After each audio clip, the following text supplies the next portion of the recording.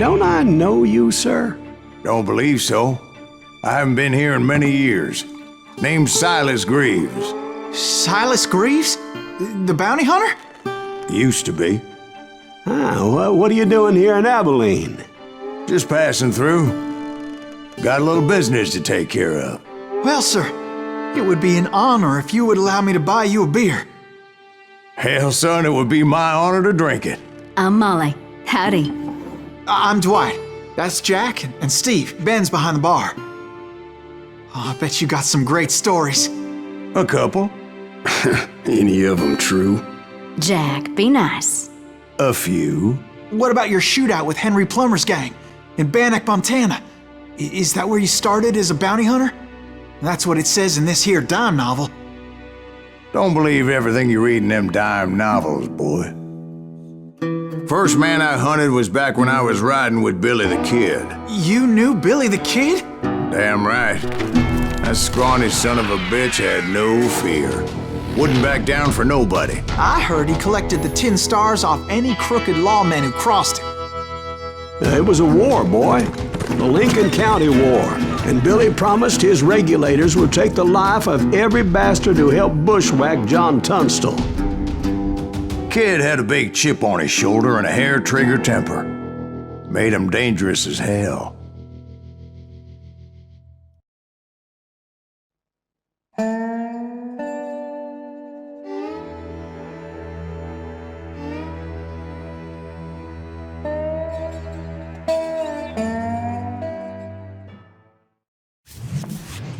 It was about 30 years ago.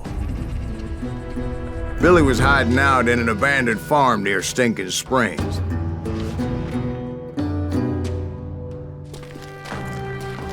I threw in with the kid because the man I had sworn vengeance on was riding with Billy's enemies. But before I tell you why I want that sumbitch dead, let me tell you what happened that day. I was heading back to the hideout when suddenly I had this funny feeling. Funny, ha-ha? No, Steve. The other kind of funny.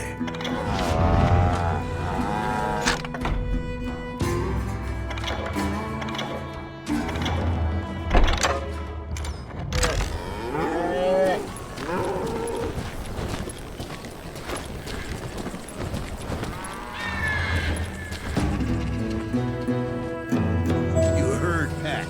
Need to stay here and keep an eye on the road. That's not fair. We're missing all the fun.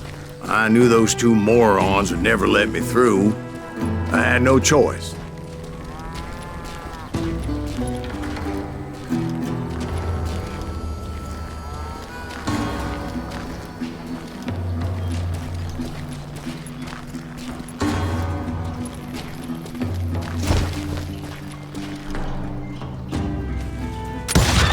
Hell, shoot that sumbitch!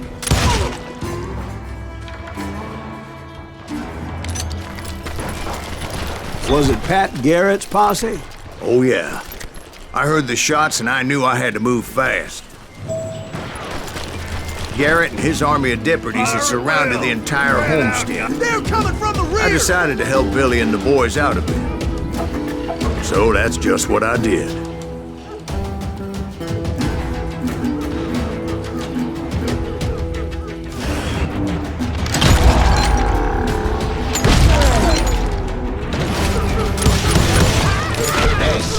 One behind us! Stay on it! Cover fire!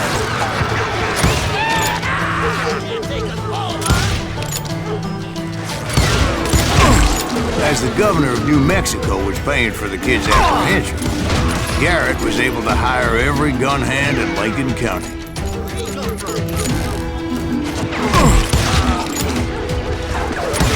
God damn you!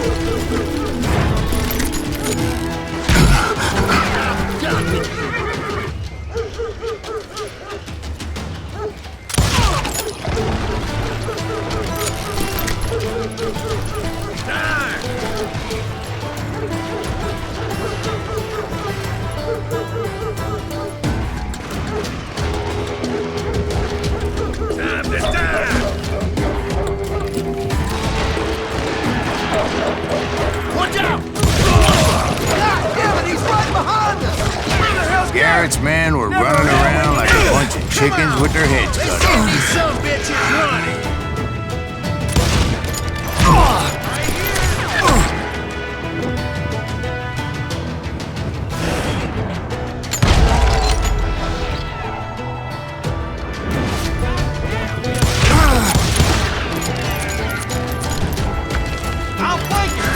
Still, one of them reached the water tower. Not a bad idea. It would be a turkey shoot from up there.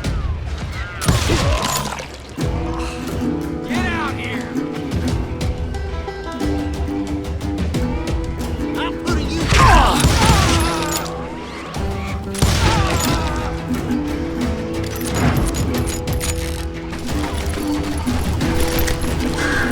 Luckily, these shooters Garrett hired weren't the sharpest tools in the shed.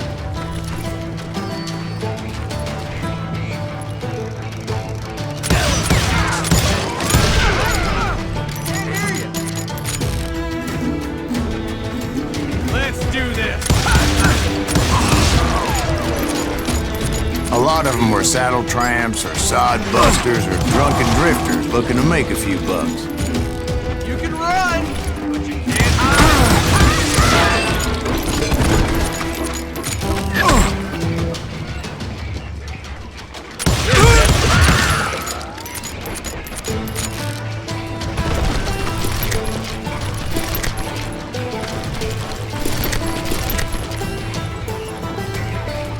Then, I heard a friendly voice yelling at me from the window.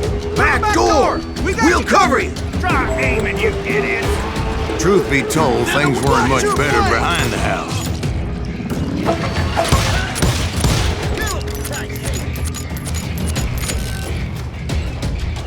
I cut their numbers in half, but that just made the ones that were left twice as mad. They made up for their lack of skill with a seemingly endless supply of ammo.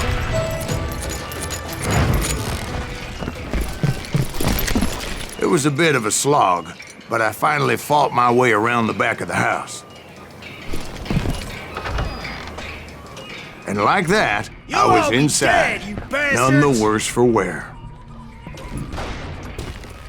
I passed Dirty Dave, Deader than a rat and in a upstairs I trap. found Billy and Charlie Beaudry.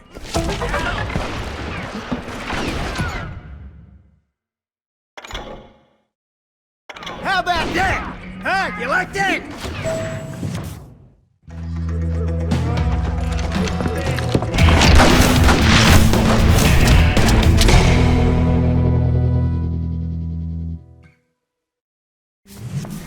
Billy looked at me and said, "About time, amigo! Grab a gun and get to the window." Wait, so you were friends with Billy the Kid? Yeah, sort of. Anyway, we were surrounded by dozens of deputized shooters who wanted to do us harm.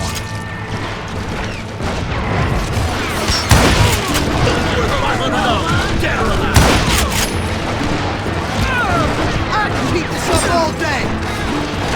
I'm telling you, Garrett's men were dropping like flies, but they just kept on coming.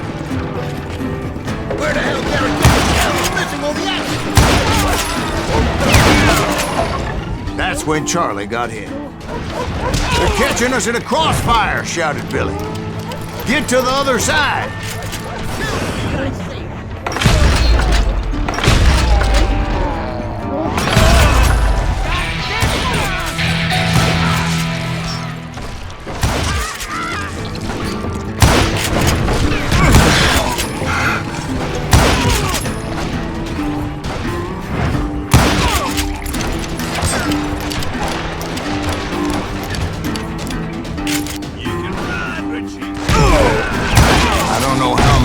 Cocksuckers I personally put down, but it was pretty clear, even to Billy, that maybe discretion was the better part of valor. What's that mean? It means that it was time to cut and run. "They got a Gatling," Billy shouted. "Get the horses and bring them round back. I'll draw their attention."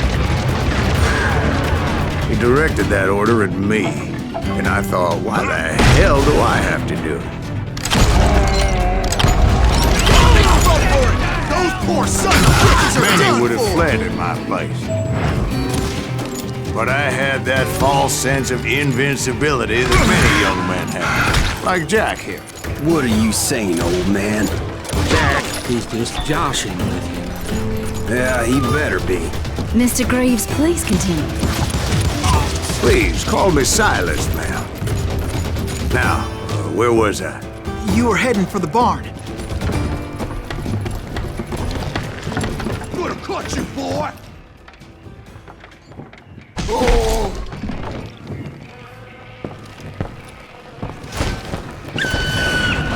Making my way past a passel of fallen foes. Sounds like Garrett hired a whole regiment of hired guns. You or me? Come out from behind there!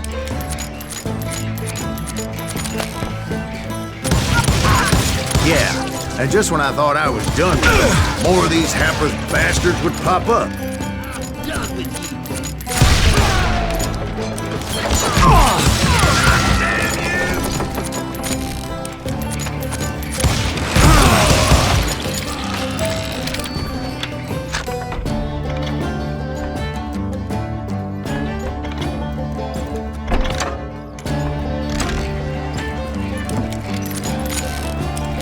Finally, I had the stables within my reach.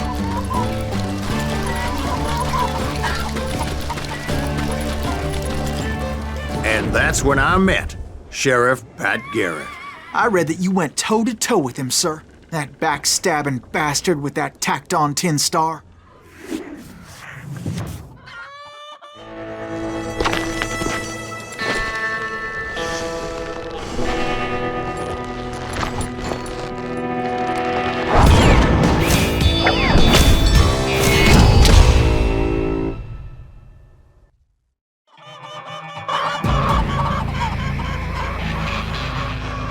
You challenged him to a showdown.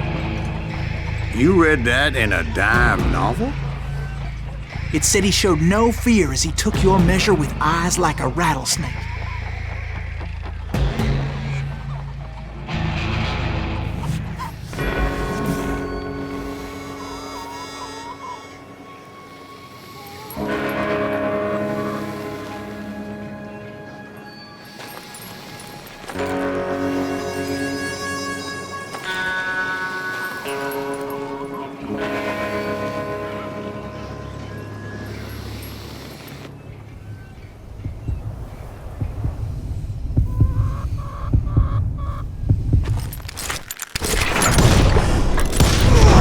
And that you killed him in a fair fight. Is that what that penny dreadful said? No, boy. That ain't what I meant when I said I met Pat Garrett. So let me start again. I finally reached those damn stables.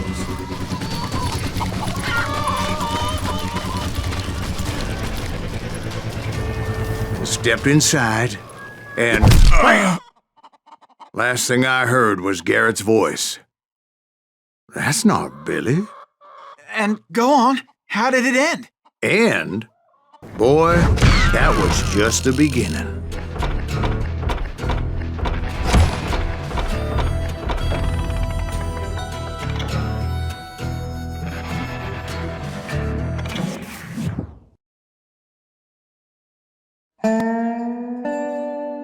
So what happened? Did Garrett arrest you?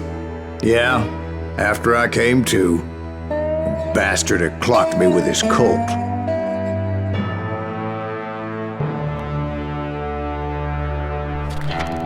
And the kid surrendered? When he realized there was no getting out of there alive, So they locked you up in Lincoln? indeed they did. Sentenced me to hang right along with the kid.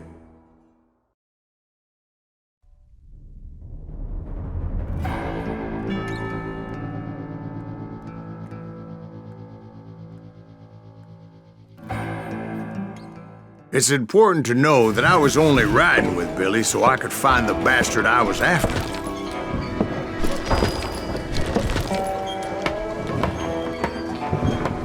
He was with John Kinney's gang.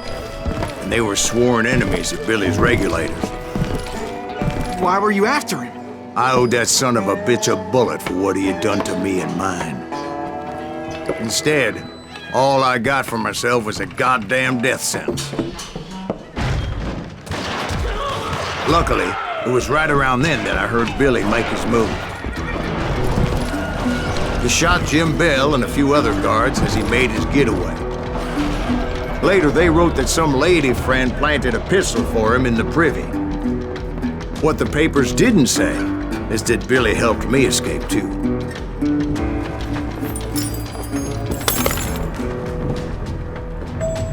My first order of business was finding a firearm.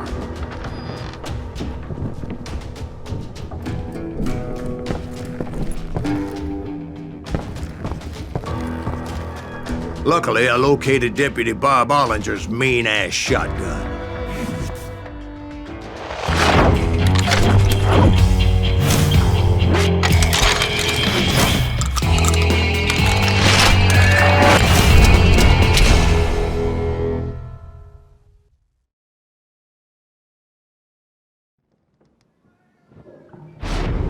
I saw Billy through the window, and he yelled that I should take to the rooftops to make my escape. So I did. Anybody see Billy? Hell yeah. That scattergun was like a double-barreled howitzer. It could blow a man clear off his feet. You hardly had to aim the damn thing. Guards were everywhere looking for him. Anybody see him? I had to jump from roof to roof like a damn alley cat.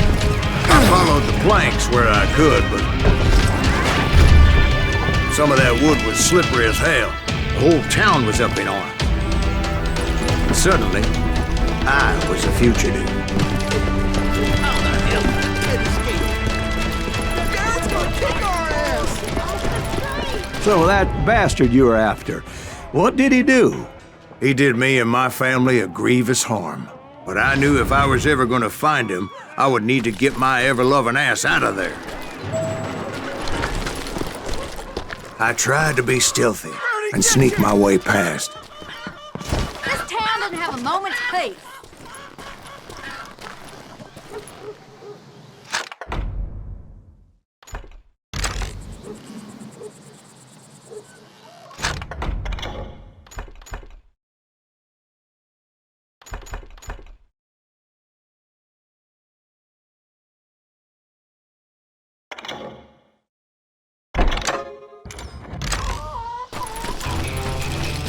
You! But hell, if they weren't all waiting for me. Apparently, some of them thought I was Billy. You hooligans can go to hell. You'll die for this, you hear me?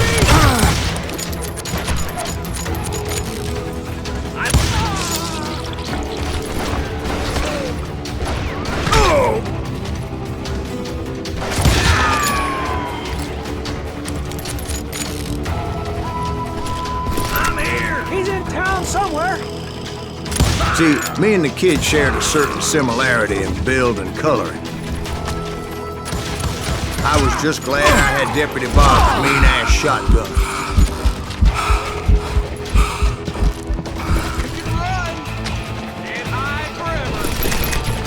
They're shooting in the street. Put down your weapon!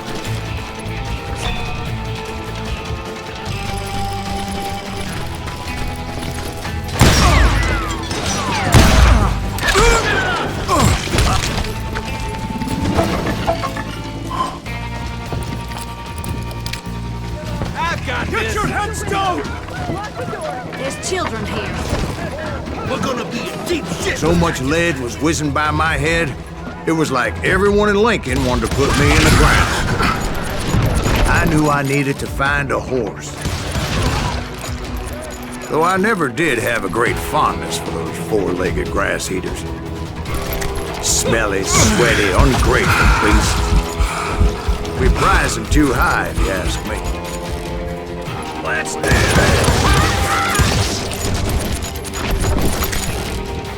Surrender yourself!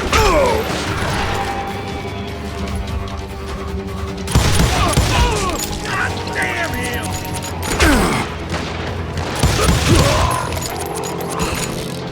You're threatening the lives of innocent people.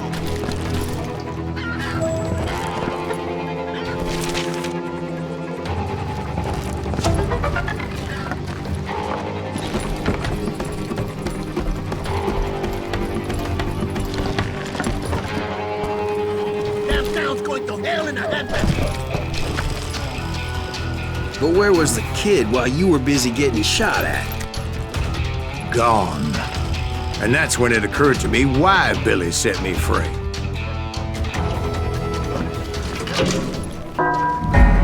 There he is!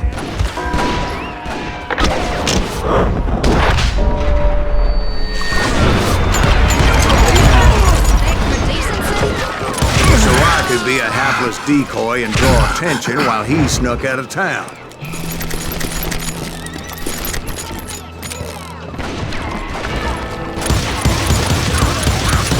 I knew if I made it out of there in one piece, no one would put a price on mine.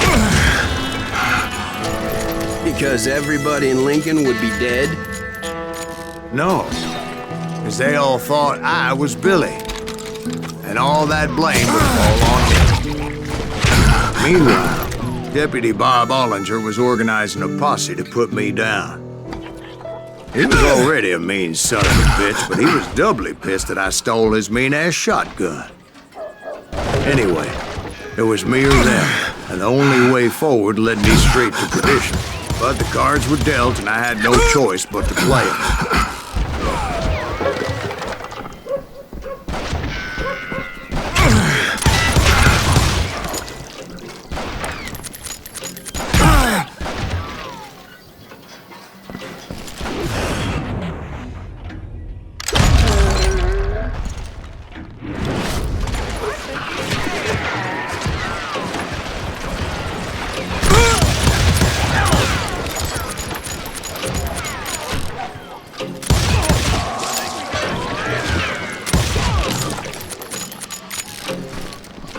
We're gonna be in deep shit when we got this back! Now you're really pissing me off! You won't get away from me! Get the women off the street! Let's do this! How the hell did he get away?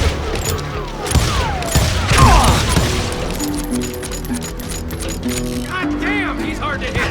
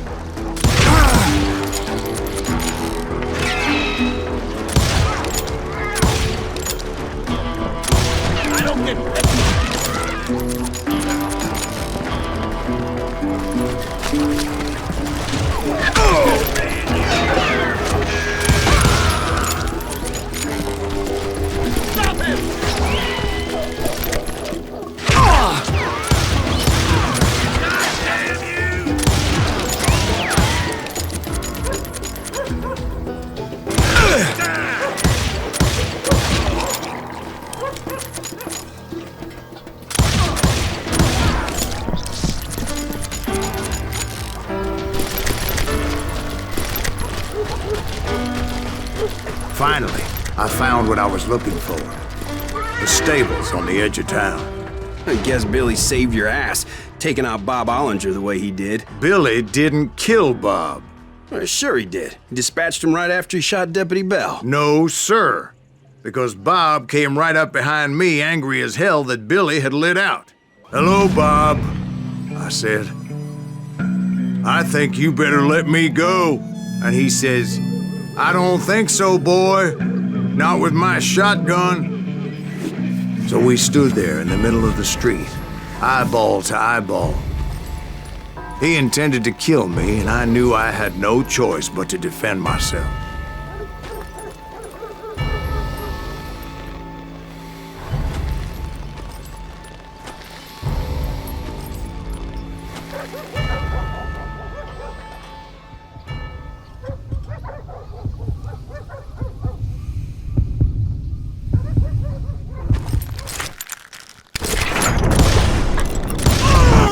I killed him in a fair fight. Everybody saw I had no damn choice. Well, Lincoln got a mite depopulated that day. Pat Garrett gunned down Billy 3 months later, so his escape was all for naught anyway. So where'd you go after Lincoln? Mexico. Until I realized nobody was looking for me. I ended up taking a job at the Rurales. The Mexican Rurales? I was hired to help them track down the cowboys. The most vicious outlaw gang in Cochise County? Curly Bill Brocious? Johnny Ringo? Led by old man Clanton himself. They must have paid you a pretty penny to take them hombres on. Not really. But truth be told, I had my own reasons for going after those boys.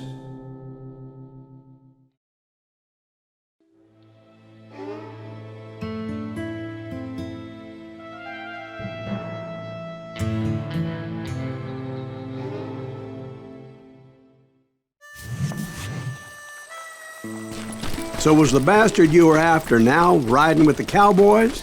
Roscoe Bob Bryant was his name. Oh. But no, this time it was a different bastard I was after. The aforementioned Mr. Ringo. I came upon them robbing a stagecoach, which wasn't surprising, being they were such murderous thieves and bastards. The bandits wore red scarves, so I knew they worked for the old man. Over there! There!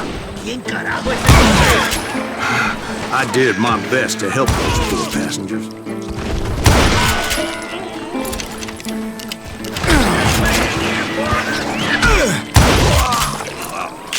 Moments later, the attackers were dead, and I checked the stagecoach to see how many passengers were still breathing. None. It was then I wondered if the rocks weren't hiding more bandits. Was that all of them? Or did I just hit the rear guard? I quickly got my answer. They attacked from on high like Apaches often did. They would appear in great numbers from above and rain down lead on their hapless enemies' heads, making use of the high ground and whatever else they had. Yet the Apaches always appeared out of nowhere, and there never seemed to be an end to it. Hold on. Were you attacked by Apaches? What happened to the cowboys? Did I say they were Apaches? I said Clanton's cowboys attacked me Apache style. I was in a pitched battle, but I was holding my own against an overwhelming enemy force.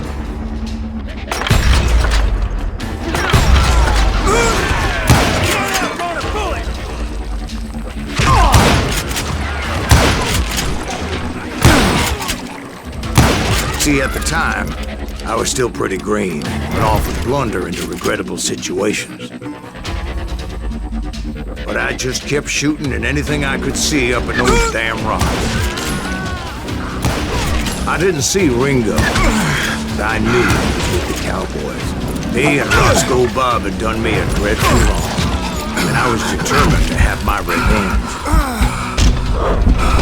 But to get to Ringo, I knew I'd have to find my way past these other assholes first.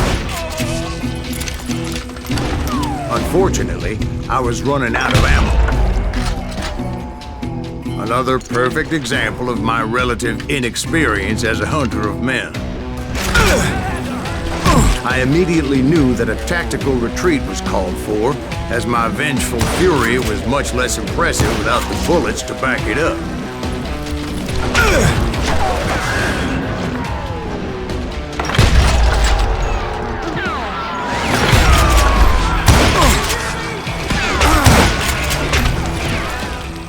Finally, they managed to corner me.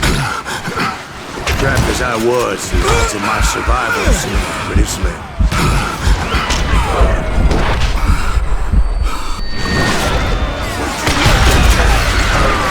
Luckily, serendipity was on my side as I suddenly spotted a way out of my predicament.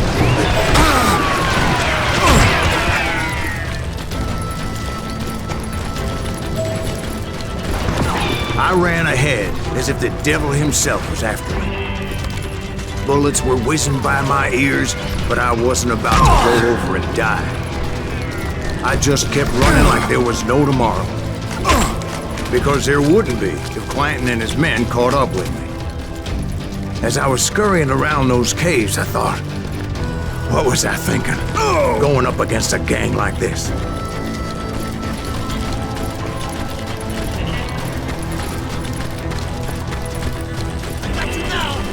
I just kept running, not knowing where the hell I was going. And that's when something miraculous happened. Like manna from heaven, I found the desiccated remains of what looked like an Apache warrior. The old weapon next to him supplied me with some much-needed ammunition.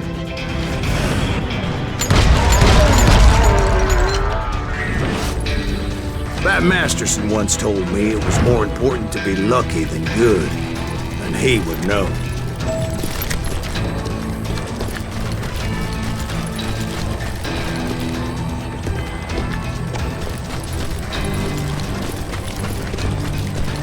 And imagine my surprise when I found a fistful of dynamite to go along with that ammo. That stroke of good fortune evened the odds and bolstered my confidence.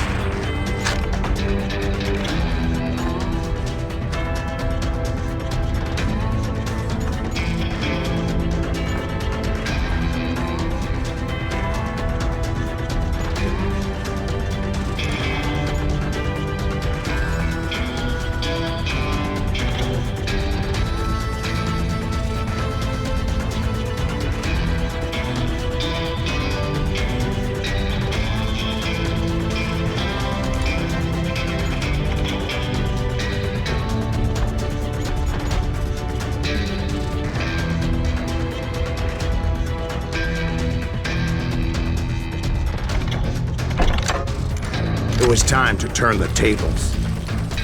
Time for the prey to become the predator.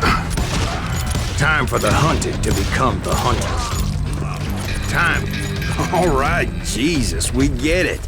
They were right where you wanted them. That's right, Jack. I was done running. The old man's boys were not expecting that. No, sir.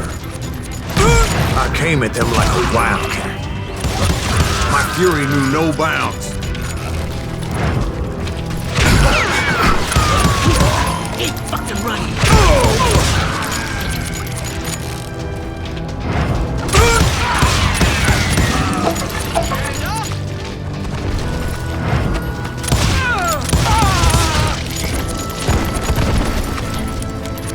It was finally time for that old man to pay for his sins.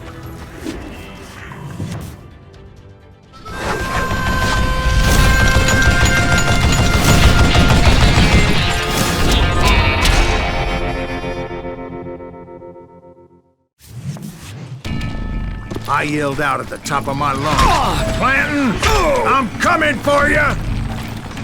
A little stealth might have made more sense, to be perfectly honest. Because that old fool had a Gatling gun and enough bullets to last him till kingdom come. But I knew I could not let that deter me. Not if I was to find and kill Ringo. I needed to get that old man off that gun.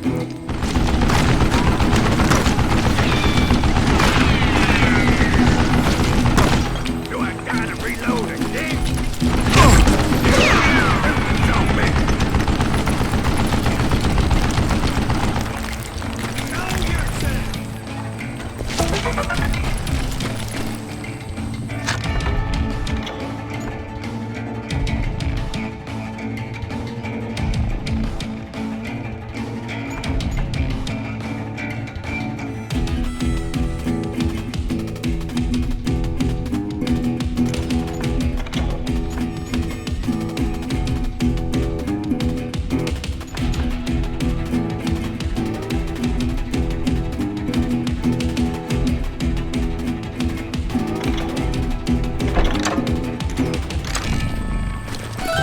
Most everyone thought it was the Ruales who had come up against him in Guadalupe Canyon.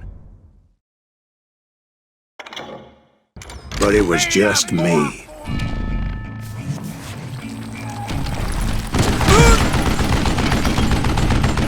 Would you just die? Got her!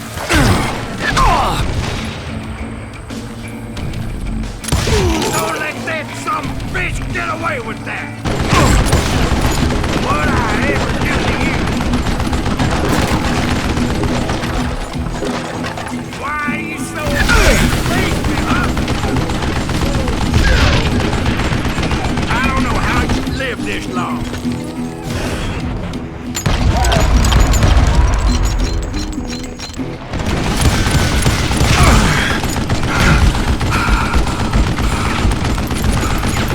You one stupid zombie. Apparently, one of the cowboys made it out of there alive and told Ike and Billy Clanton that it wasn't a Mexican who took their father's life that day. They just assumed it was one of the Earps, and that little misunderstanding eventually led to that legendary gunfight at the OK Corral.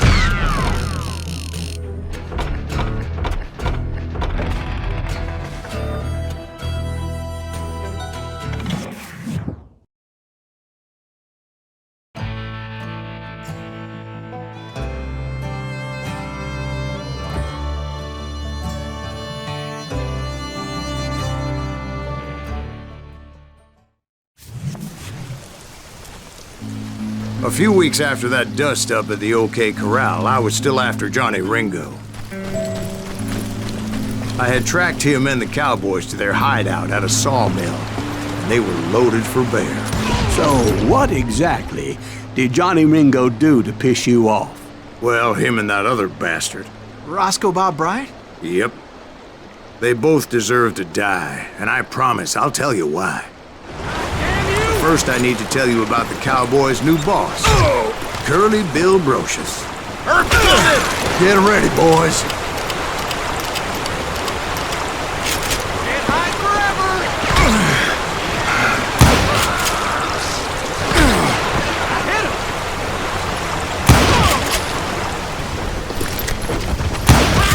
him! Curly Bill took charge of the Cowboys upon the old man's demise. And after that gunfight at the OK Corral, the Clantons wanted revenge.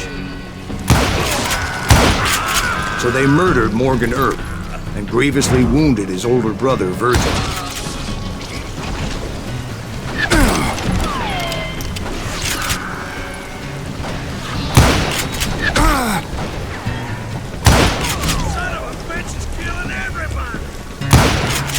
Wyatt and Doc went on what became known as the Vendetta Ride, hunting those outlaws down. So when I showed up, that's who they thought I was.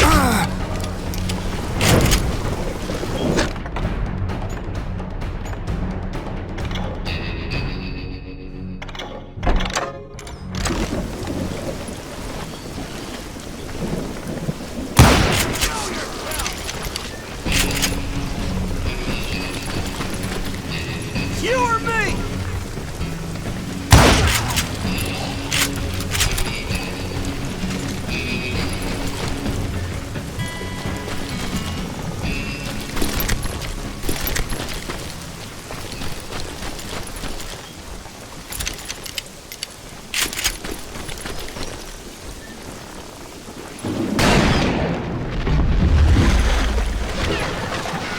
There were killers around every corner, all wearing red bandanas. That's how the cowboys identified each other. And I was beginning to wish I had one myself. But I wasn't about to let Ringo walk away unscathed. And that's what drove me forward. They say that Ringo was infernally fast. I hardly saw anyone faster, boy. Certainly not Wyatt Earp. That man was all hat and no cap.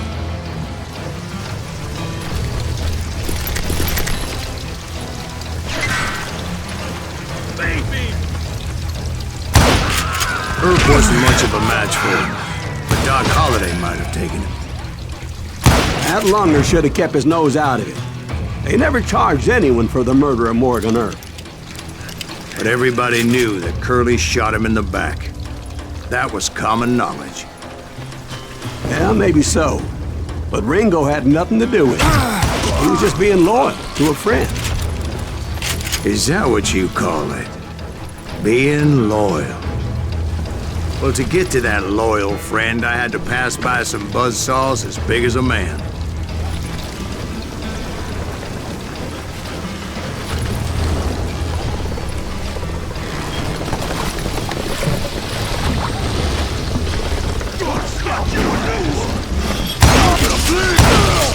Excuse me, sir. I have a question. What's that, Dwight? After old man Clanton died, why didn't his son take over the Cowboys? Because Ike Clanton was dumber than a box of rocks and a yellow belly to boot.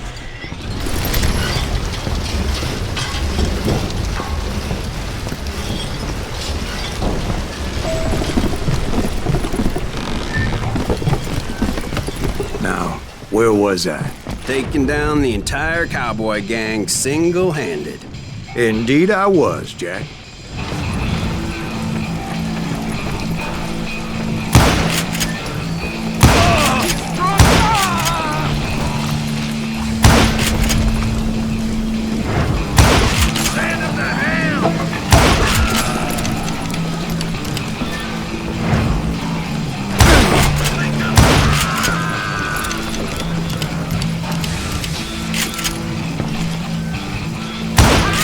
Though it wasn't easy, as those boys had good cover.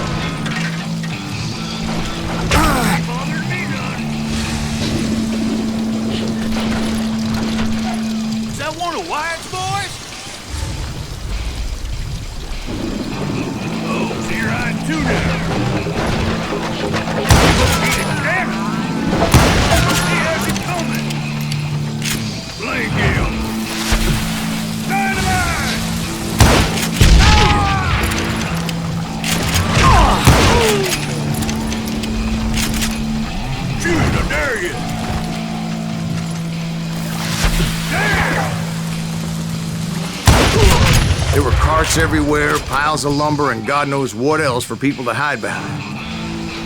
That really was one hell of a sawmill. Quite an impressive operation.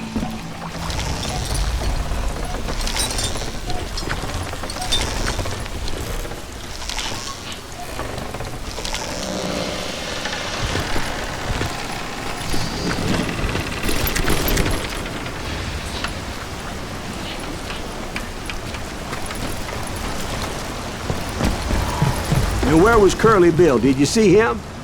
I'm about to get to that, Ben. Patience. I'm painting a picture here. There was this beautiful waterfall and a crystal clear stream that led to a verdant valley that was truly... Consider your picture painted. What happened next? Well, finally the bastards that were still alive made a last stand.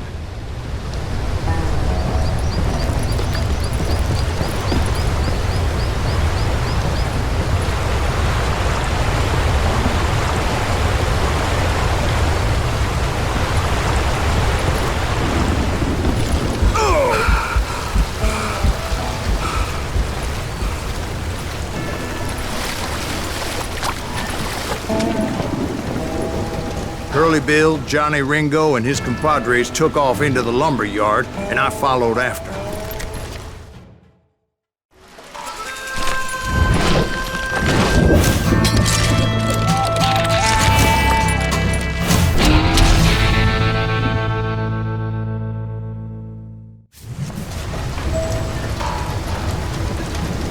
Are you saying they ran?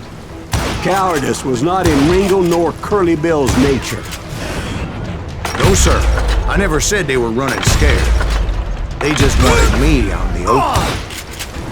Time to dance with the devil! You working for Wyatt? Why is that some bitch send you to kill me?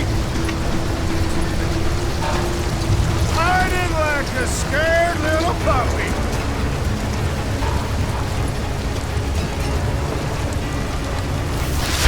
Damn!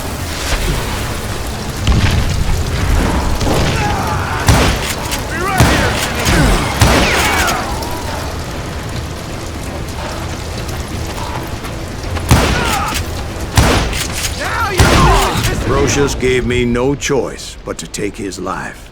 But Ringo was nowhere to be found. I knew you didn't kill Ringo, because he was found dead in a different location altogether. To this day, his killer is still unknown. Indeed.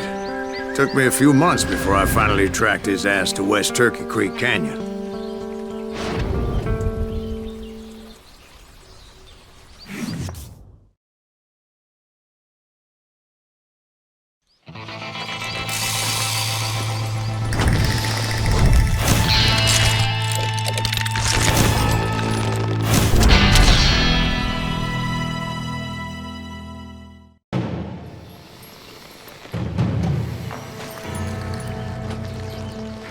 That's incredible, sir. I always thought that Doc Holliday was the one that killed him.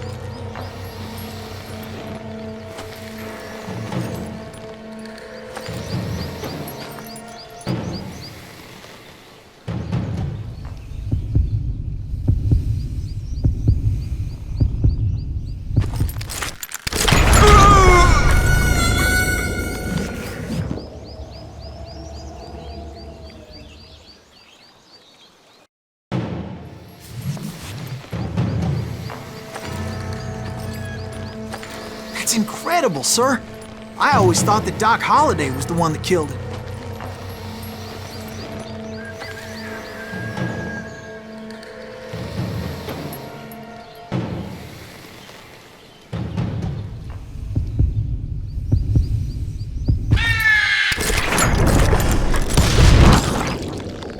Sorry I had to ruin the legend for you, boy.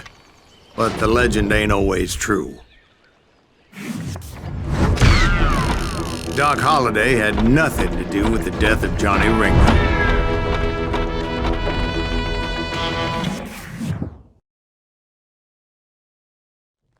I was paid a healthy bounty for Ringo and Curly Bill, and realized there was real money to be made. That's why I went after Henry Plummer.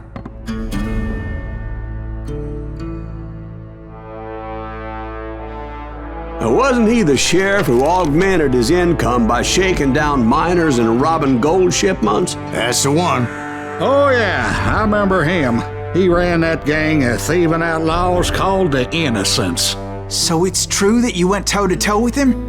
Indeed I did, son. Indeed I did.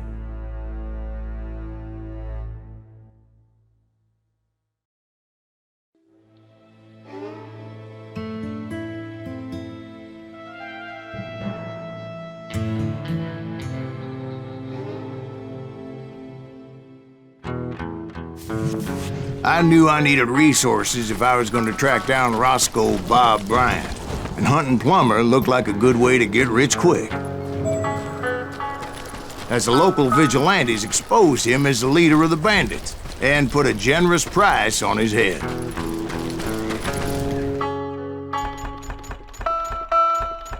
Plummer rallied his gang to plunder one last gold mine before making their escape, and that's where I thought I'd find him.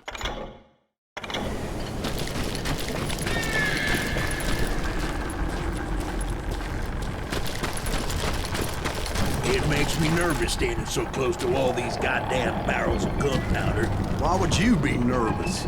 No one has the cojones to come after us. As long as you don't light up a cigar, we're fine. Besides, George is up there on the rocks with that rifle of his. Nothing gets past him.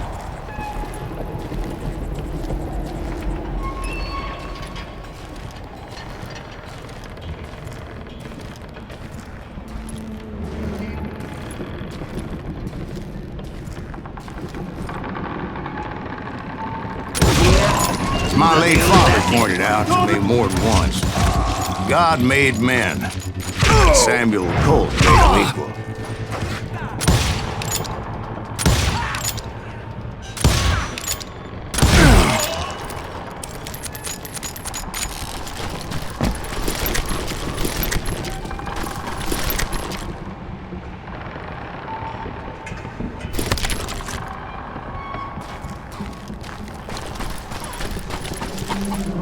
I knew that dynamite wasn't mine, so I decided the polite thing would be to return it.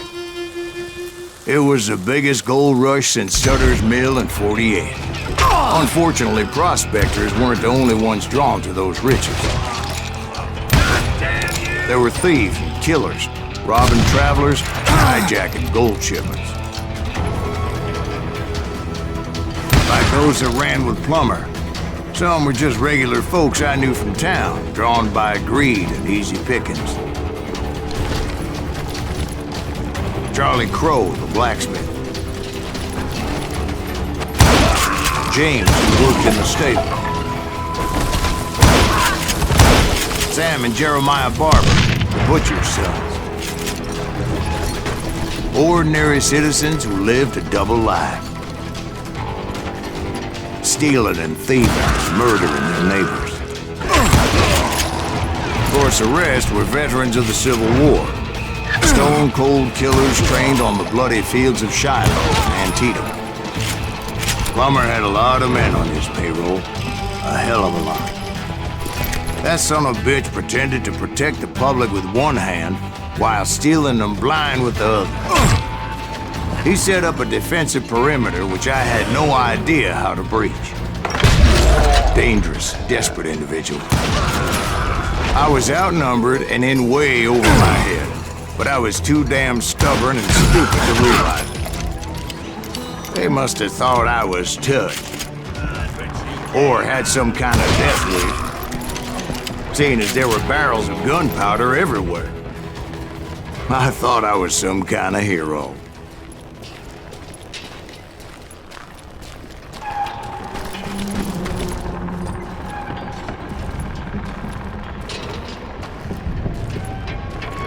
I finally made it past and headed on to meet my destiny.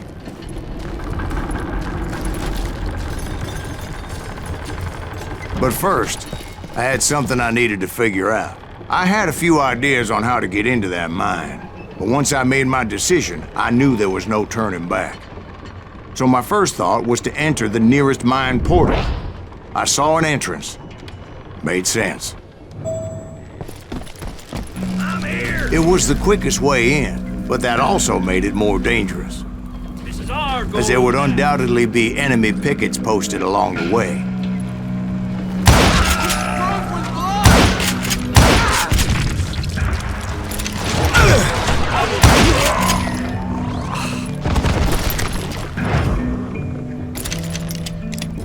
You can't hide forever.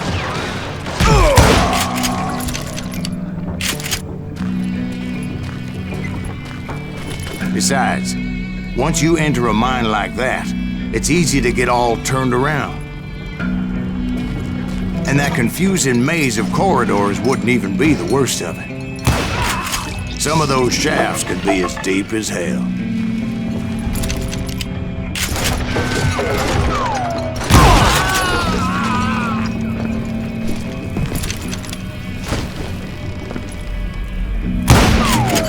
It's you or me!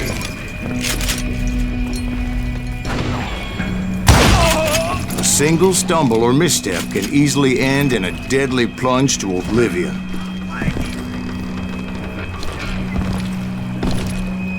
Time to blow your shit up!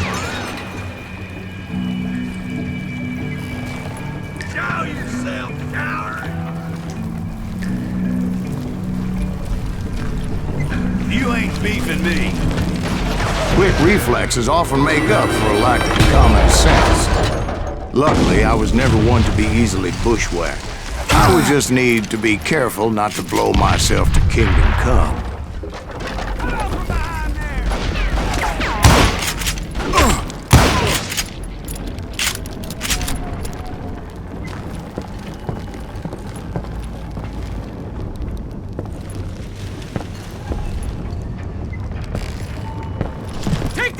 With all that gunpowder and dynamite everywhere, a body has to know what he's shooting at. You yellow bastard!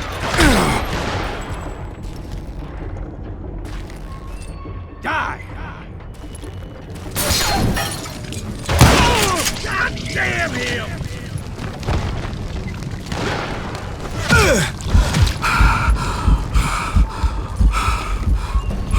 You can't hide forever!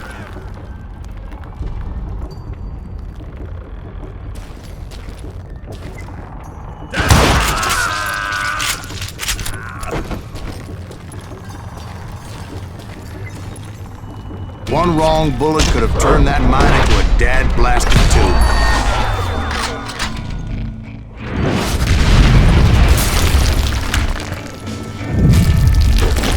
I freely admit that my plan of attack was not just moronic, but clearly insane.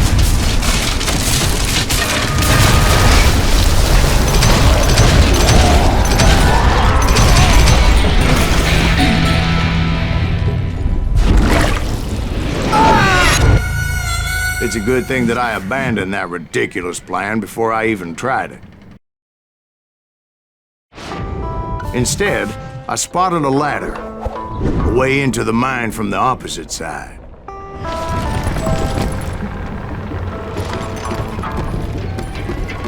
It was a long way around, but that approach seemed more sensible at the time. Of course, being I had a problem with heights, that scaffolding scared the bejesus out of me. Climbing down that ladder required some caution, because even though I had a younger man's reflexes, no man can dodge a damn bullet while climbing down a rickety ladder. I needed to make a leap of faith. I was determined not to give up, however, as Sheriff Plummer seemed quite the despicable character. When the vigilantes discovered what the sheriff was up to, people were outraged. That 10,000 they put on his head would go a long way to helping me find old Bob. Okay, now you're really pissing me off. And I had made it my mission to settle that score come hell or high water.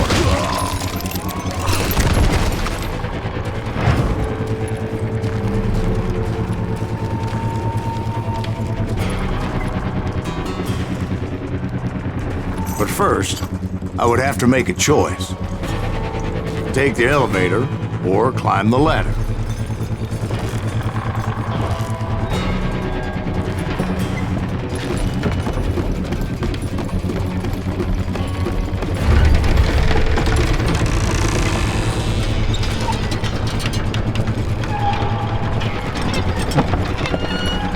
I wanted to use the element of surprise. Plus, I figured I could use the exercise. I was warmed up already, so what the hell?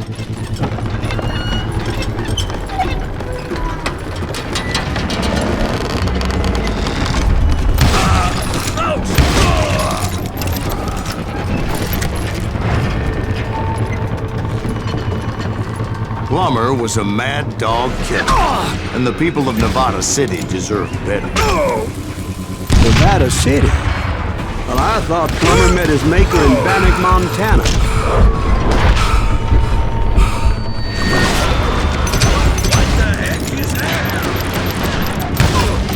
Right, well, he was the sheriff of both places one time or another, but that's neither here nor there.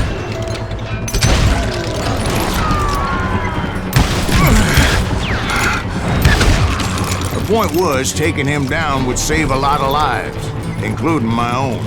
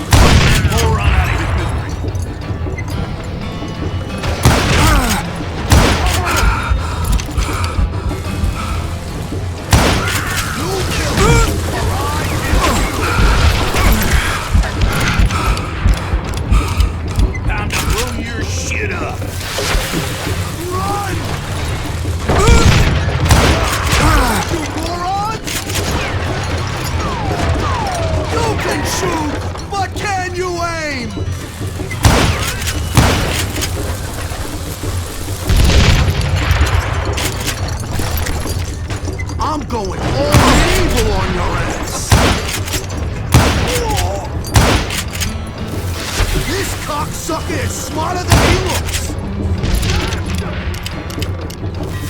Who said you could throw dynamite? So that's how Henry Plummer died. Him and his crew were worth their weight in gold. And now, I was officially a bounty hunter.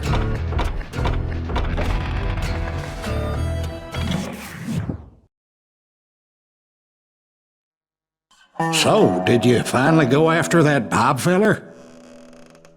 Well, I heard word he was in Kansas with John Wesley Hardin. So that's where I went. Where in Kansas? Abilene. Why do you ask, Ben? No reason. Was Hardin as fast as Ringo?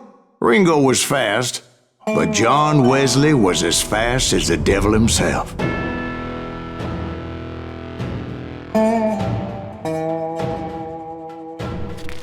Hell, he killed his first man at 15. From that day forward, he had a price on his head and wouldn't back down for nobody, not even Wild Bill Hickok himself.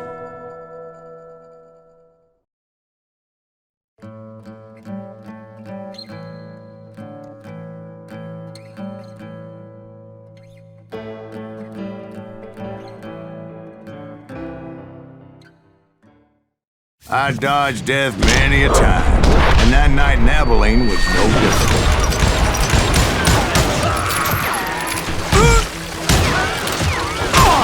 I was there with the intention of finding that bastard Bob and collecting the bounty on John Wesley.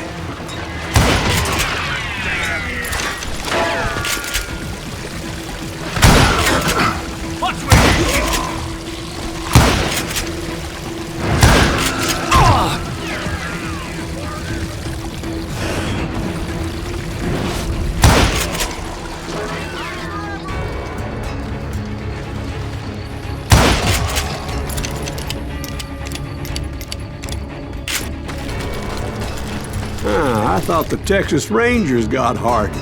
Yeah, that's what they want you to believe. It was coldin' a witch's tit and a brass bra that night as I fought my way past his loyal compadres to the very same saloon we're sitting in today. Look around and imagine this place painted in blood. Hardin was waiting for me, and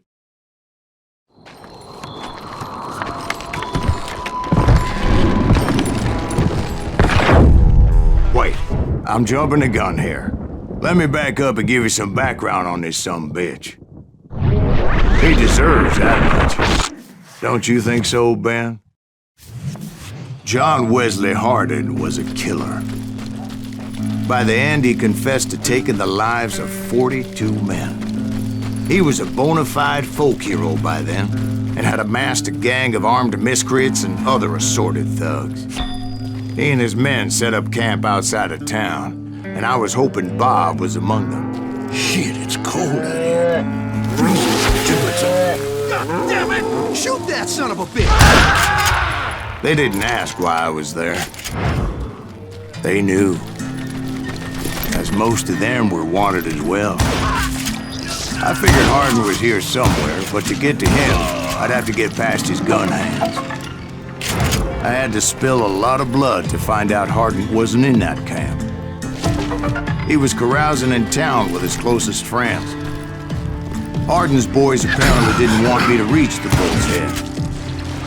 Some were hightailing it into town to inform their Hefe of my unwelcomed presence.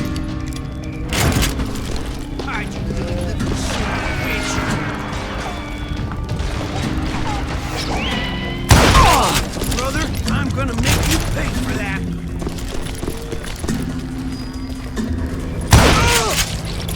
Tell Hardin someone's coming for him. Stop that sumbitch! Let the boys know we got another law dog. That's right. Run!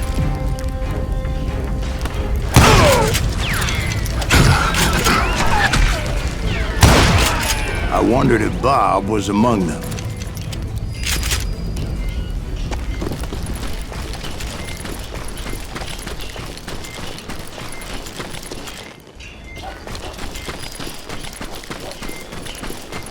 and I steeled myself for the fight ahead. For as good as I was, deep down I wondered if John Wesley wasn't just a little bit better.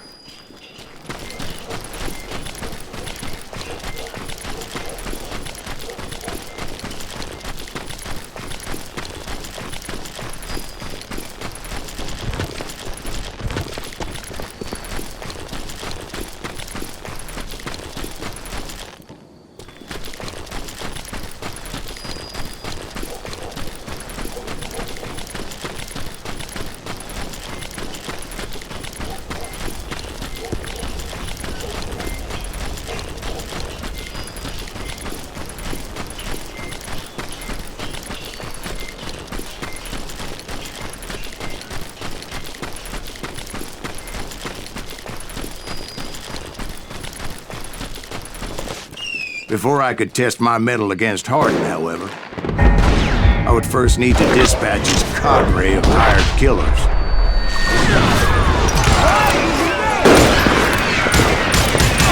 Most of these degenerates were beyond redemption, but John Wesley might have been a different story. Can't get a good shot at him.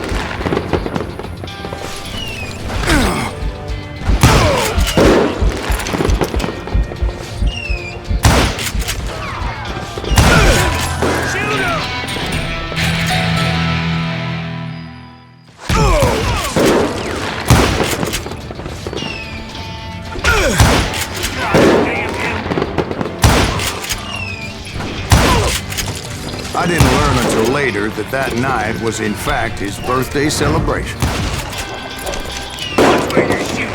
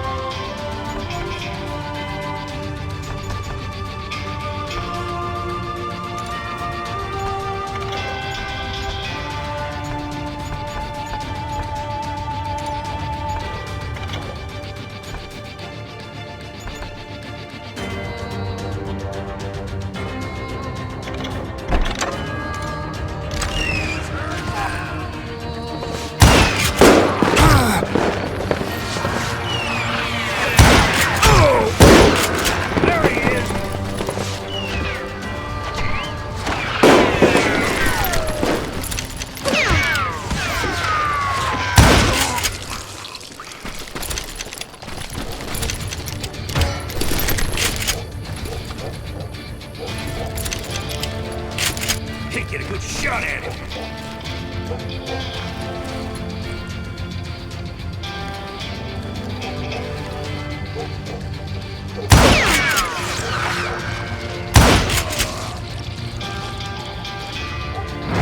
You're dead.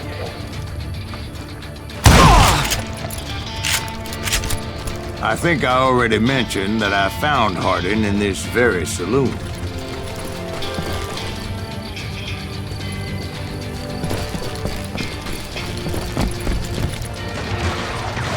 Suffice it to say, nobody there was happy to see me. Watch where you're shooting.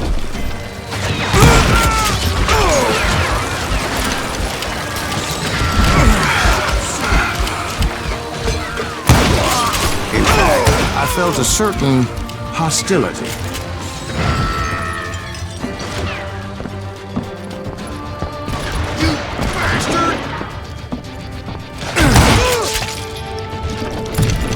Yeah, you know you can't beat me.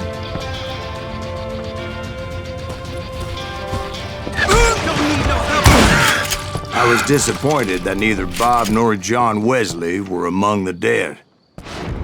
But that was short-lived, as a moment later I was facing down the fastest gun in the West.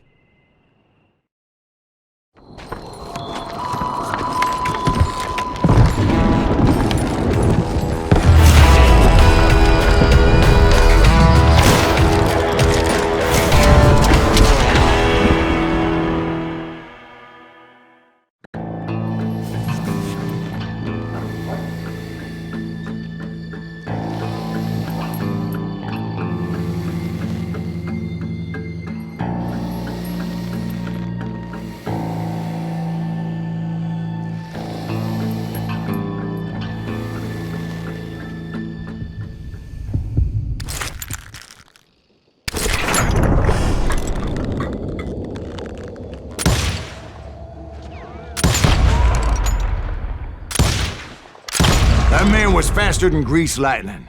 But being inebriated as he was, he didn't count his shots. And now, he was at my mercy. So he didn't die? No, I sent him to prison. Years later, after he was free, some restless Avenger took his life. Shot him in the back at a saloon just like this one. Anybody up for another beer? Ben?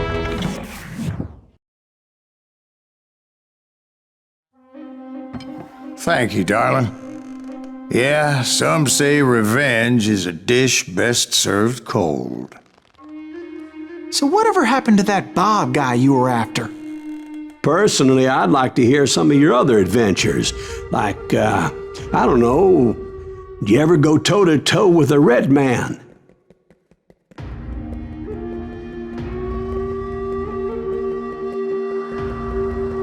Yes, I did, Ben. I remember once I was after this renegade Apache, Grey Wolf. Strangely enough, revenge was also his primary motivation.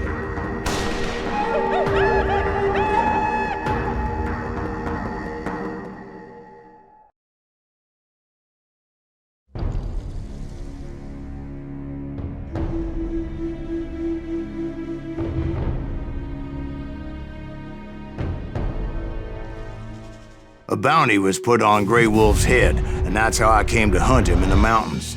Mountains so high they tickled the nether regions of heaven.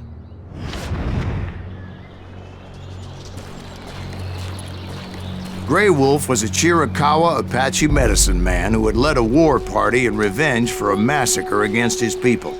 The U.S. Army had attacked his tribe during his daughter's sacred sunrise ceremony, and the slaughter was unspeakable.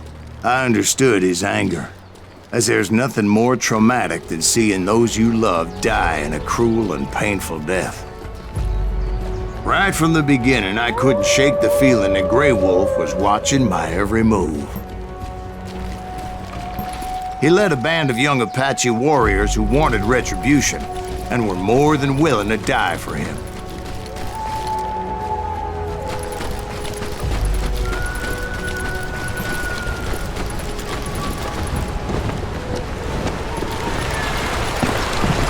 They saw me before I saw them.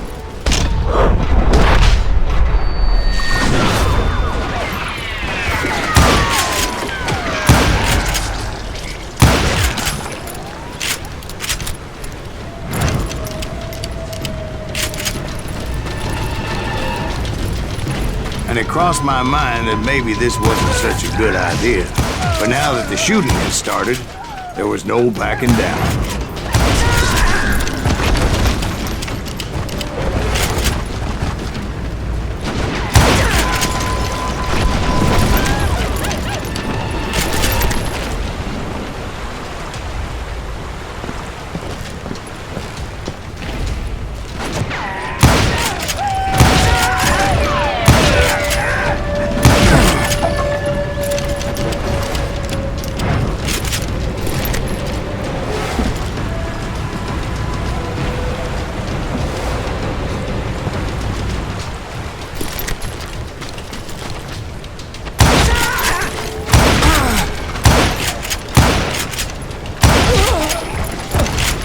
It was rugged country, the winter home of the Chiricahuas. And that's why they had retreated there.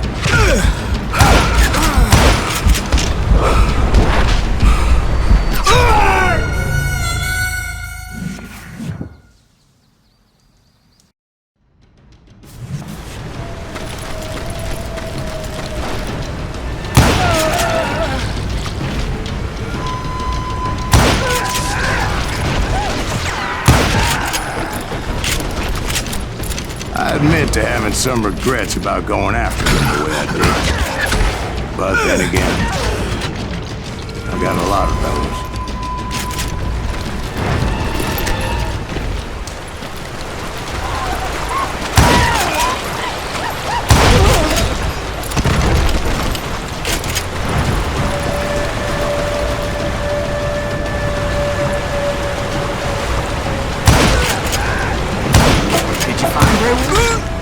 Not at that moment, but I did find the entrance to their hideout.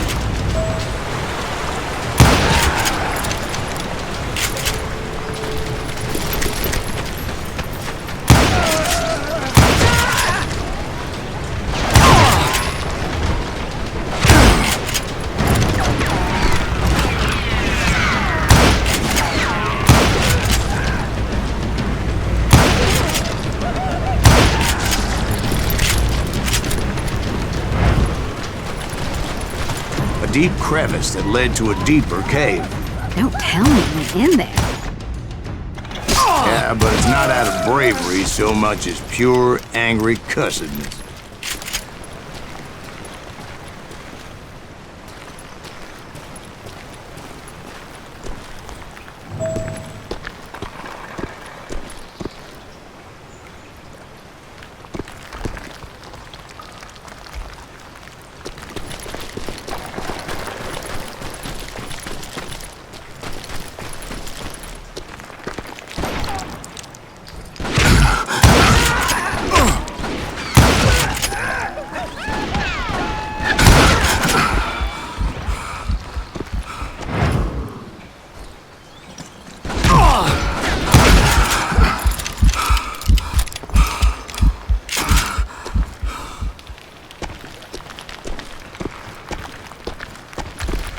See, back then, I had a stubborn streak a mile wide, and I wasn't about to back down.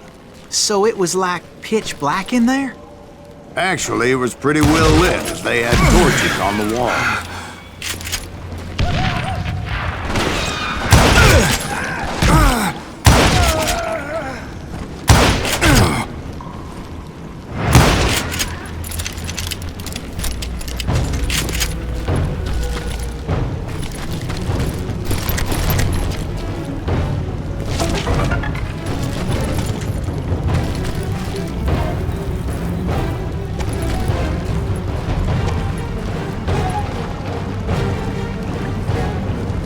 How big was this cave? Big as hell, Ben. Chiricahua had hid out there during the Indian Wars.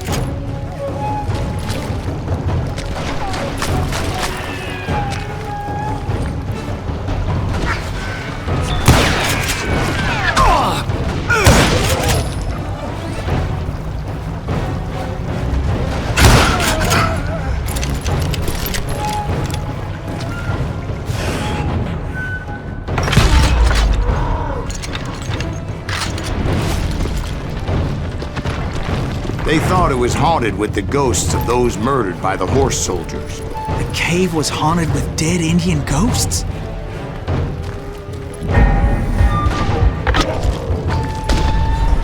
To be honest, I was more concerned with the live ones than the dead ones.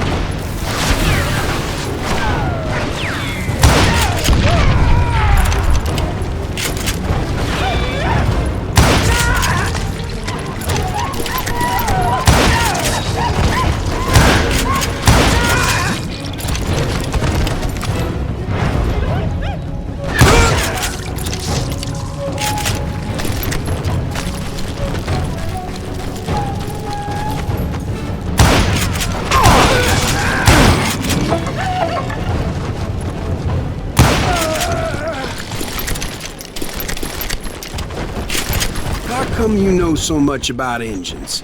A few years back, I was married to 2 Mescalero women. At the same time? Yeah, they were sisters. Polygyny is traditional among the Mescalero. So what happened? Oh, I had to get out of there. Those girls never shut up. Both of them nagging at me all the time. Drove me half crazy. Haven't seen them since. I came upon this flooded grotto, and that's when I saw him. He came to me unarmed and unafraid. His voice echoed in the shadows. And I sensed he meant me no harm. You carry great darkness in your heart, and if you do not release it, it will claim your soul. The sound of his voice put some kind of ancient Indian spell on me. As his story unfolded in my mind. You will come to this place again and kill many more men, and the darkness will grow until it consumes everything that you are. The soul would have no rainbow, the eye have no tears.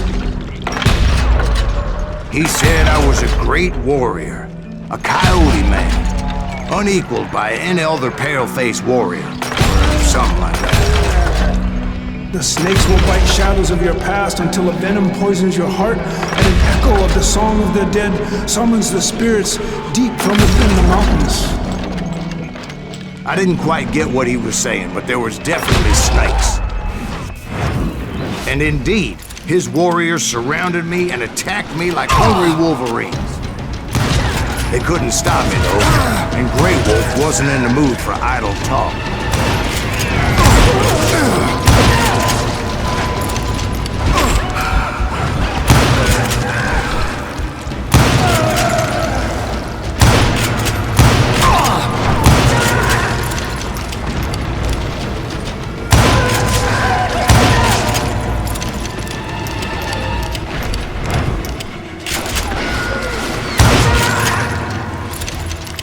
I swear I couldn't see any way out of this trap. But suddenly, one just appeared. Kind of like a miracle.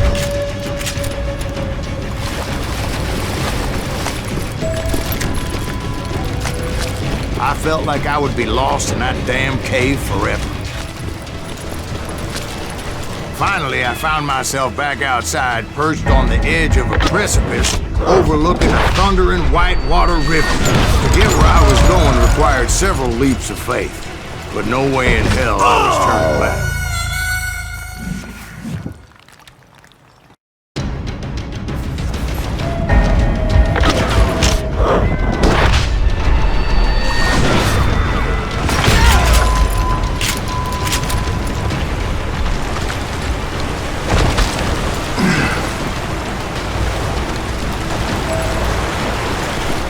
Chased after him, determined to make him explain the meaning of all that mumbo-jumbo. Mumbo-jumbo's right. Are you making this all up as you go? A few details may be fuzzy, brother, but I am relating exactly what happened to me. There were dozens of Apache warriors aiming at me from on high. Dozens? Well, maybe not dozens, but there was a lot of them. At least 3 or 4. Well, more than that a little later.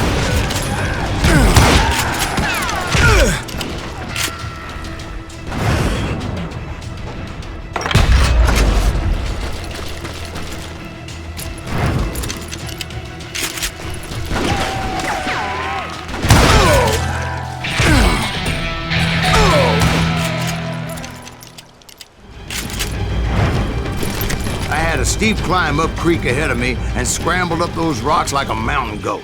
I was determined to locate Grey Wolf and find out exactly what the hell he was trying to tell me. And wouldn't you know it, that crafty son of a bitch led me right into a trap. What kind of trap? Well, son, there had to be at least 100 Apaches around me. 100? God be my witness. Oh, come on. Who are you kidding? Hey, I believe you. Come on, tell us how it ended. All right, but I'm not gonna drag this out. Where were we? You were surrounded by 100 Apache warriors. Well, I didn't take the time to count them exactly, but there were a lot of them. Ugh.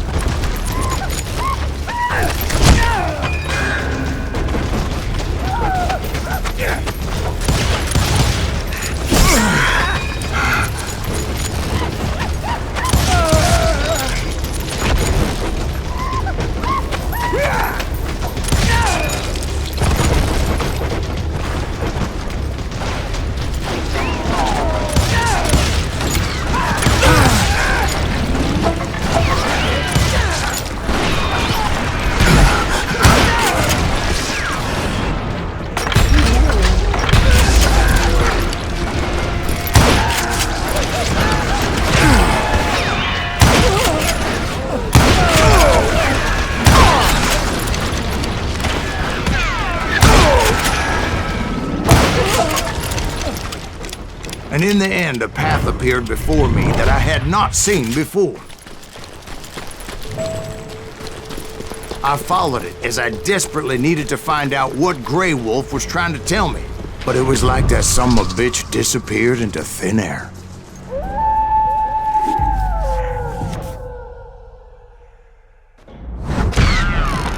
Never did find him. And never did collect my goddamn bounty.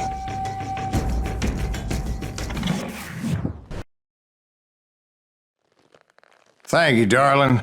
It's interesting how the truth can sometimes seem, might malleable, depending upon your point of view. Like how those dime novels make you out to be something you're not? Jack, don't be starting trouble. No, he's right. They do tend to exaggerate. Did they exaggerate your part in taking down the Daltons? Well, I was there in the flesh, boy, so I saw what happened firsthand.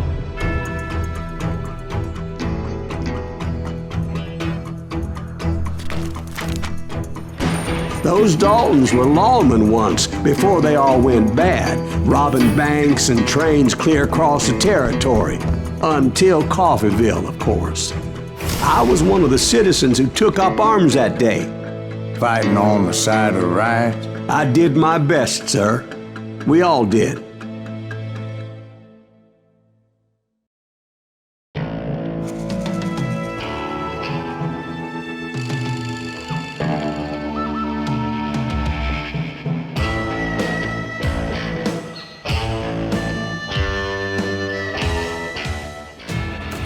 It was early morning. One of my friends was a local gunsmith, and he handed out firearms to anybody who'd take one. You see, the Daltons got it in their heads to rob 2 banks at the same time. 2 banks on the same damn street. Story was Bob Dalton's girl was always writing him about how he had no ambition. Oh, you're nobody next to Jesse James, she'd say. Finally, the bastard took his brothers to Coffeeville just to shut her up. Right. It's always the woman's fault.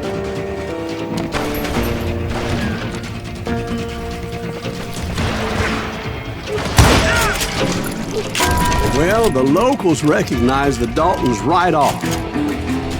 Before they could get away, half the town took up arms to defend their property.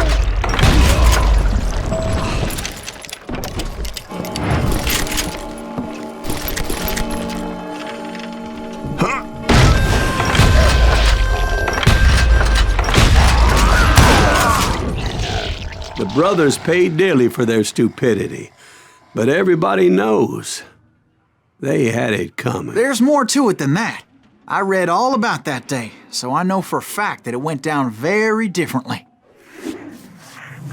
First of all, it was high noon. A posse of U.S. deputy marshals were on the rooftop across the street. Get ready, boys. They're gonna make a move. The lawmen had been tracking the Daltons for months. Now they finally had them dead to rights. Among them was a bounty hunter feared by many a lawbreaker. The marshals tried to get the Daltons to surrender. They'll give up eventually. We just gotta wait the son of bitches out. This bounty hunter knew that the brothers were far too proud to ever lay down their guns.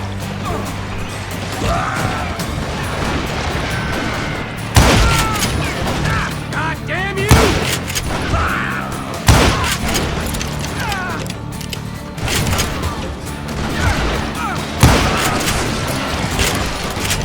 He went in there alone to confront those criminals.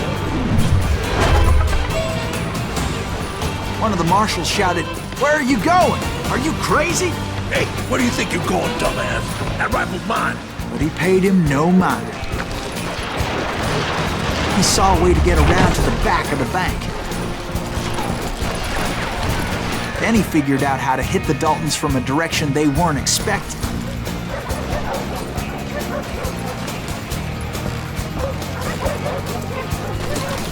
From above. Fortunately,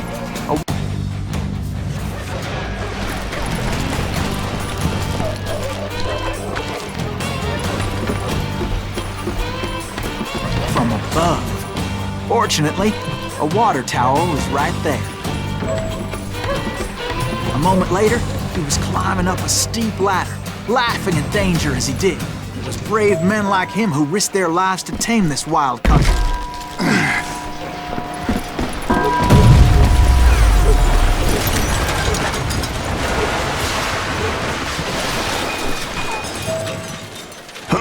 We've got company!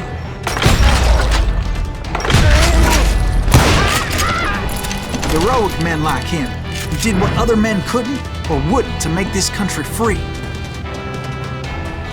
Like Jim Bowie and Davy Crockett, who died defending the Alamo. Son of a bitch!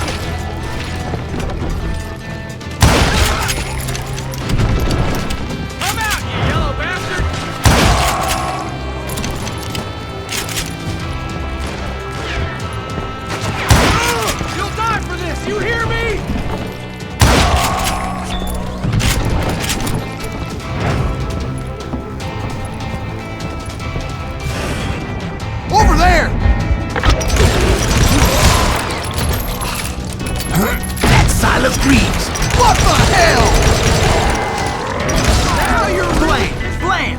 He came away victorious, taking down those thieving Daltons.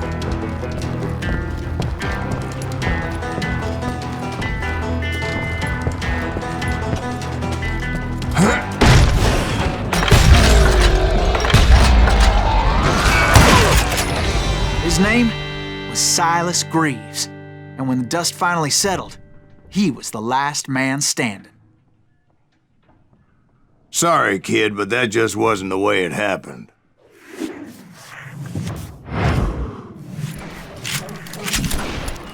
It was early evening, not high noon.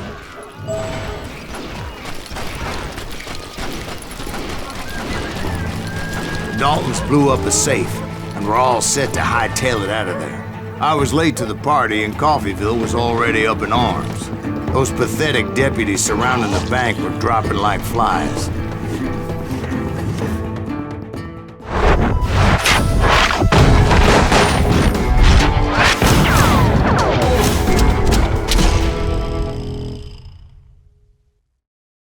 I had been tracking those jokers for months, waiting for them to do something reckless.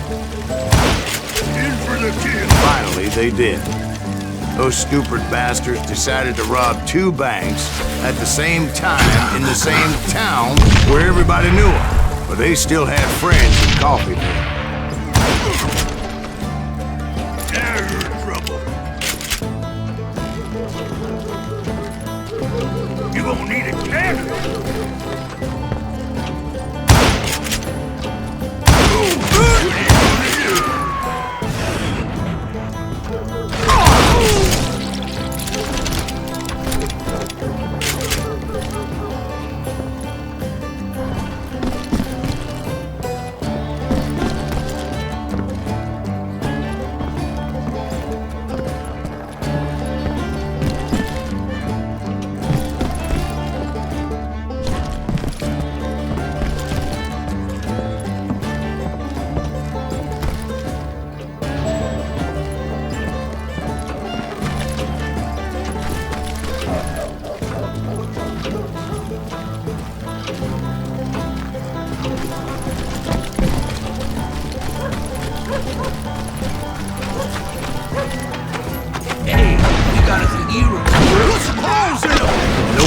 Came after me like a pack of wild dogs, tooth and nail.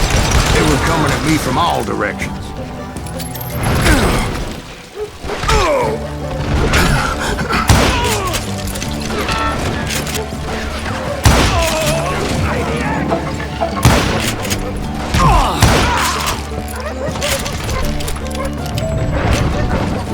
I caught sight of the Daltons running with the money and didn't want to lose it. Problem was, they knew the town better than I did. And to top it off, I found myself in the middle of another shootout entirely. Did the Daltons hole up in somebody's house? No, it was the Smiths, I believe. They were cousins of the Daltons. And they were shooting at the Browns, who were shooting at the Daltons. Which wasn't any surprise, because those 2 families have been feuding forever. And since the Joneses are related to the Browns, they shot at the Smiths, pissing off the Heimhoffers, whose daughter recently married a Smith. Well, Bullets were flying every which way as all the old feuds in Kansas caught fire all at once. There was a hell of a lot of pissed off people in Coffeyville that day. But that's just the way life is sometimes. Shit happens.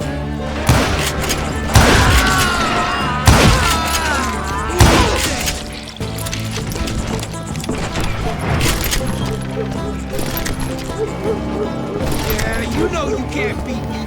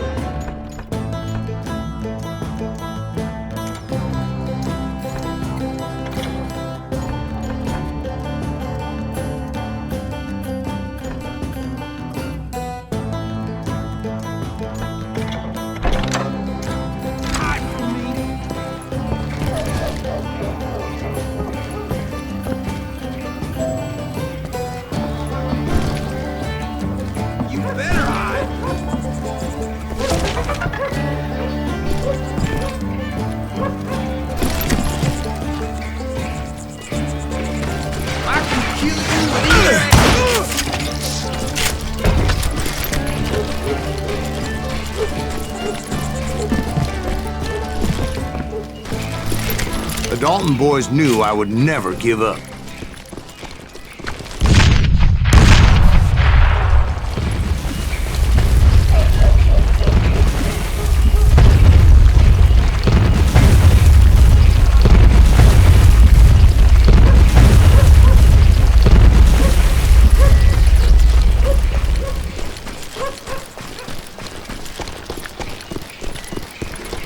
It was Emmett, the youngest. And he decided to stand his ground and face me down. I ain't afraid of you, Silas Greaves. This is where it ends for you. He was determined to protect his brothers. I understood how he felt. Taking me on all by his lonesome wasn't exactly a recipe for a long life.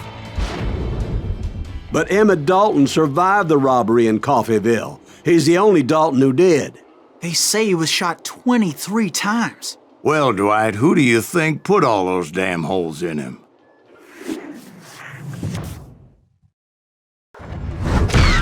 But I have to admit, that boy had grit.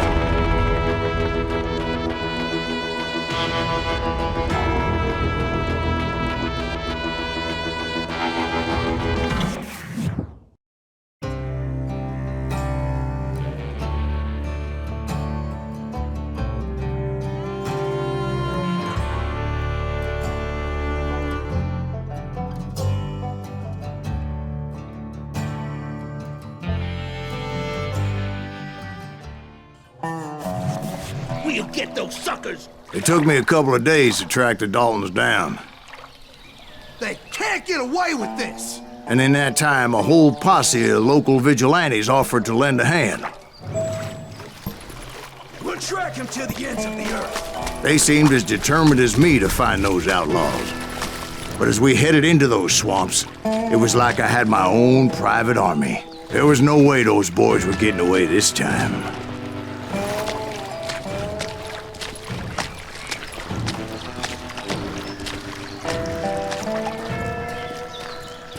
It was early fall, right? Beautiful time of year.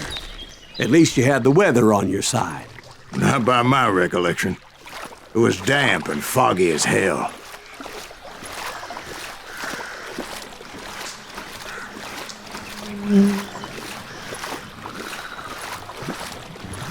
It was tough to stay on a true course, so we kept an eye out for landmarks.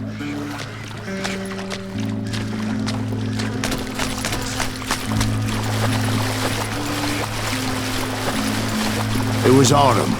The maple trees were in full color, red as blood.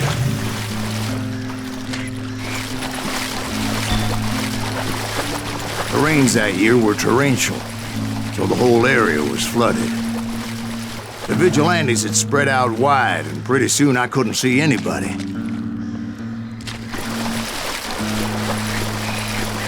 Bury them in the swamp! Let them where they stand! Except for some bitches ahead of me wanted to do me harm, so I had to face them alone. I wondered why my compatriots didn't come running when they heard the shots.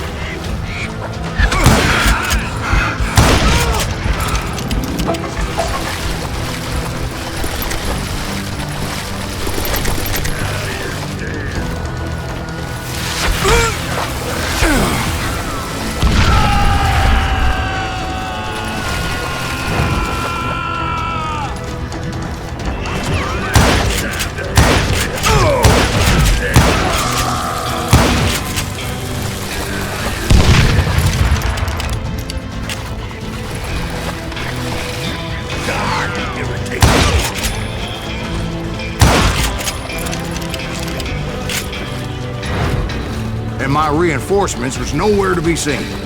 Point being, I was under serious attack.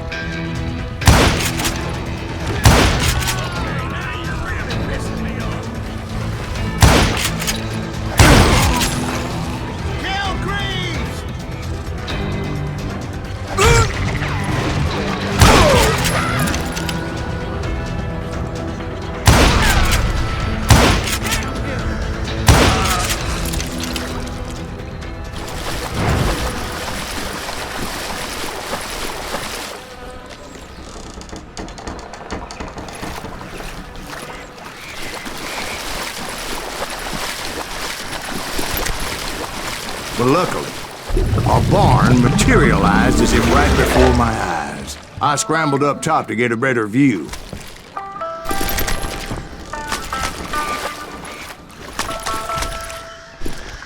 But just ended up falling inside. So, how did you get out? The barn doors was open. About right then, I saw some suspicious characters running through the bushes. Of course, I followed them. But that goddamn swamp was like a goddamn maze, and pretty soon I had no goddamn idea where I was. Steve? So I just started walking, and pretty soon Oh. Steve? Steve! Huh? Oh, no, I'm listening. Indians surrounded me from all sides.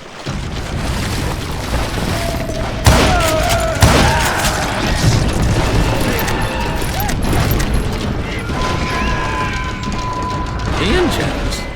There were Indians? No. I just wanted to make sure Steve was paying attention.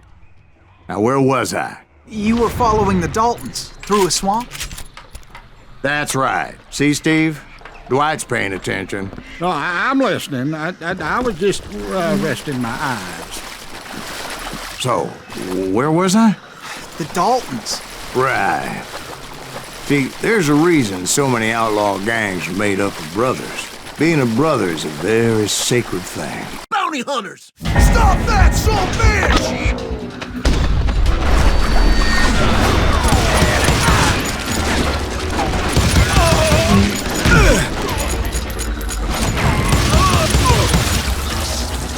Somebody kill that son bitch! There he is! I'll pull you out!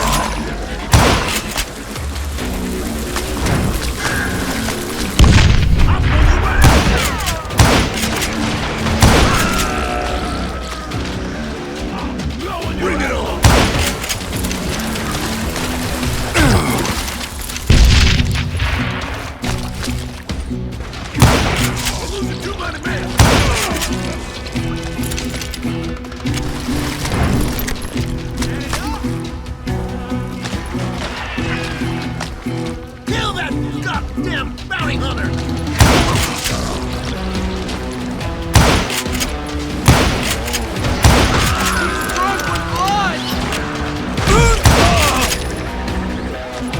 Can't beat us all!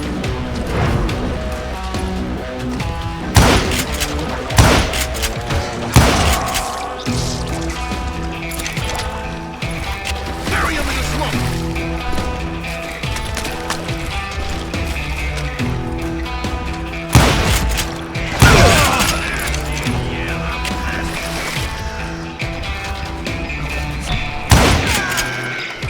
Sending you to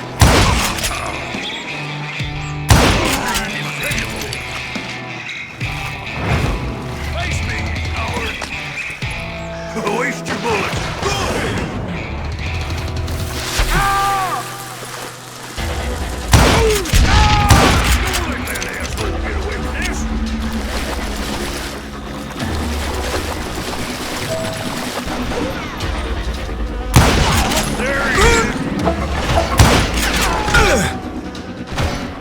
Ain't bothered me none. God damn it! He has it coming. You can't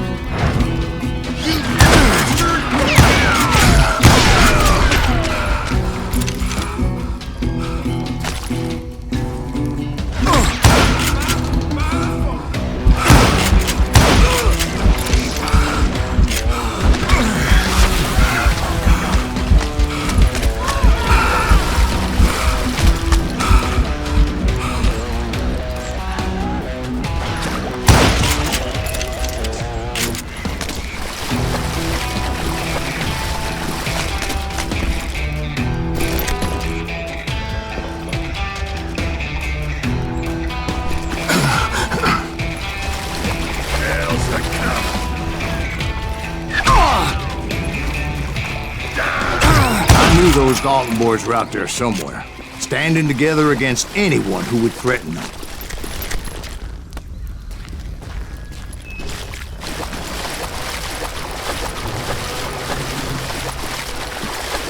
And that's when I saw it. A goddamn steamboat.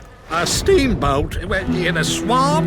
Yeah, Steve, but this wasn't much more than a wreck, really. But how'd a damn steamboat end up in the swamps? Guess it floated off during the flood of '89. Now, was it a stern wheeler or a side wheeler? What? Does that really make a difference, Steve? It was a steamboat with a goddamn army on board. It was then that a fusillade of bullets come raining down from on high, and those vigilantes who accompanied me weren't anywhere to be found. But among those men that were shooting at me, I thought I saw some familiar faces.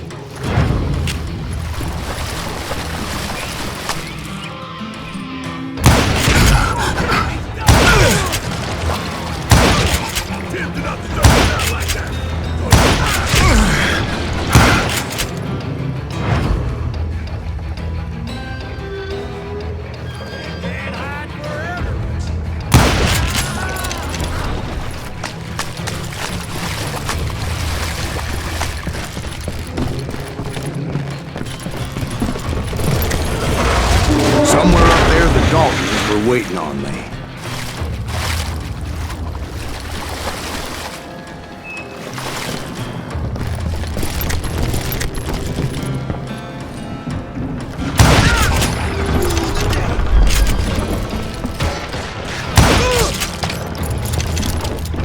Sounds like you don't give up too easy.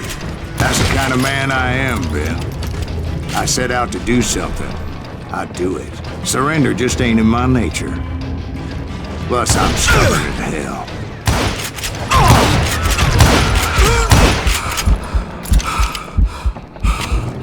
You bastard!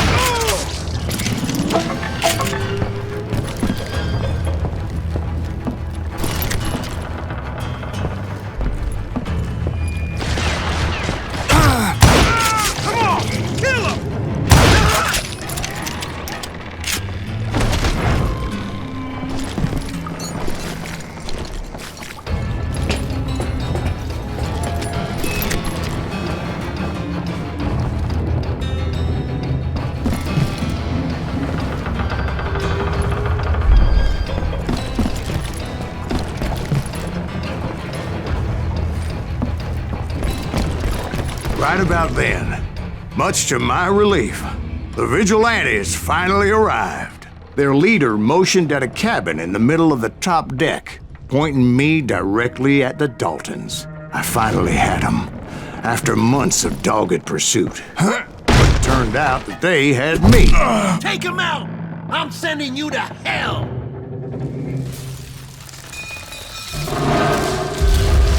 The Daltons had played me like a fiddle.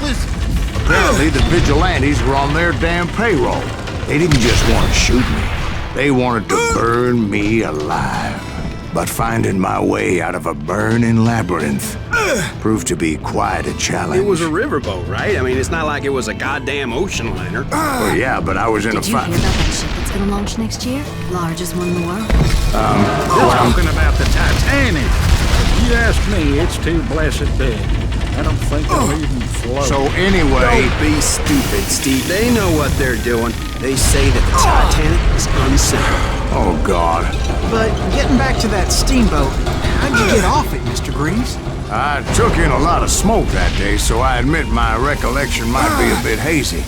But somehow I managed to finally disembark. I was coughing up smoke and pretty damn pissed. I was done playing games with those boys. It was time to settle this once and for all.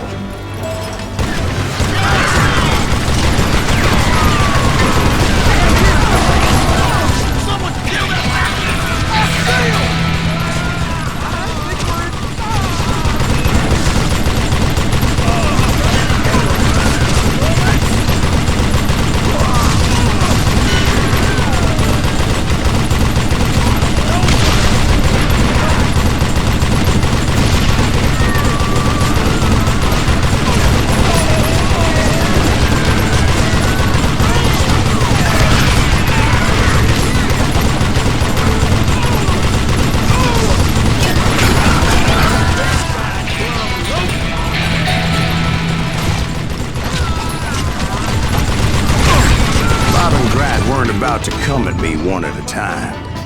They were in this together.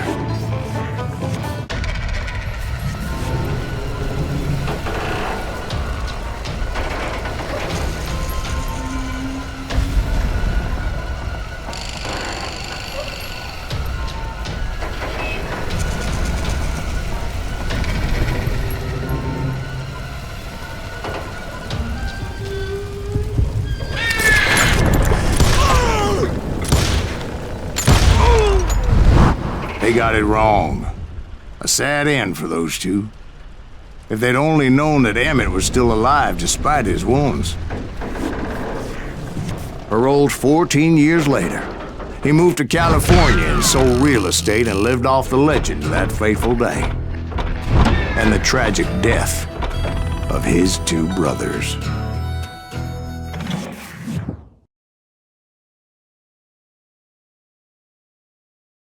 My own brothers died tragically as well, truth be told.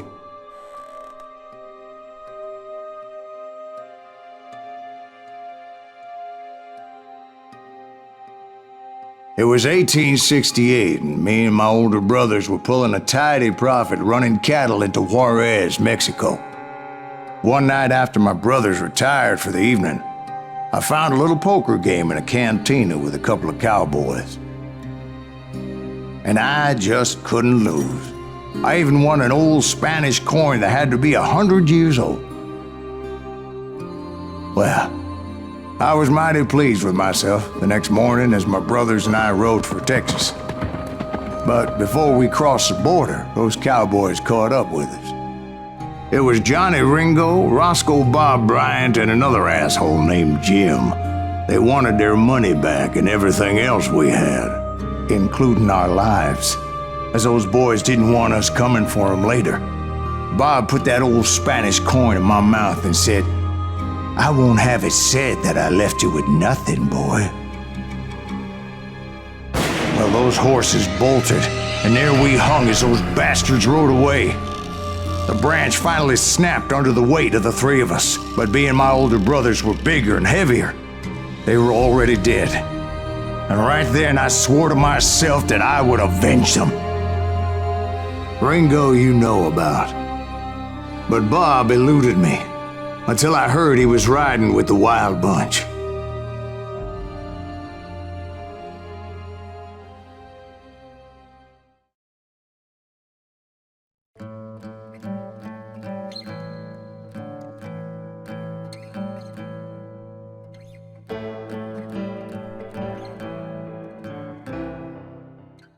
I'd been on their trail for months, ever since they left their hideout in the Bighorn Mountains. Led by Butch Cassidy, they were a loose association of outlaws who robbed banks and trains from Colorado to Montana. Among them was the Sundance Kid, and that murderous hombre I was tracking, Roscoe Bob Bryant. They blew the bridge with the intention of forcing the train to stop. Well, I assumed the Wild Bunch was likely in the still intact part of the train high above. I was determined to make that sumbitch Bob pay for what he did to my brothers.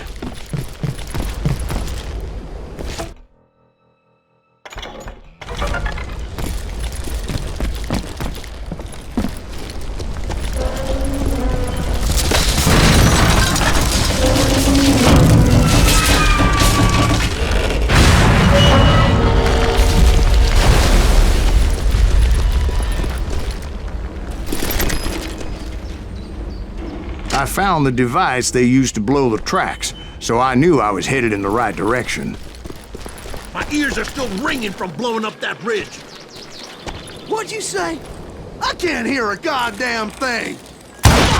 Well, I made my way off unscathed and came upon a few members of the gang and had no choice but to dispatch them. From there, I had to negotiate an even more precarious route. But first, I would need to get my ass out of there.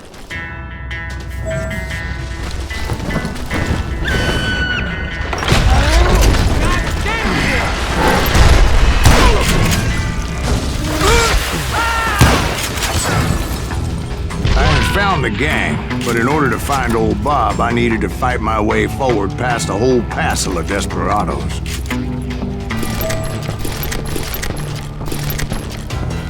Outside, inside, any way I could, I made my way towards my prey. Okay, now you're really pissed me off. Well, what about the passengers? It was mostly a freight train, as I recall. There were no passengers aboard that day. God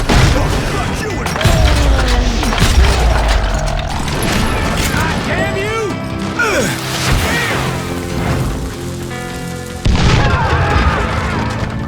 Good luck!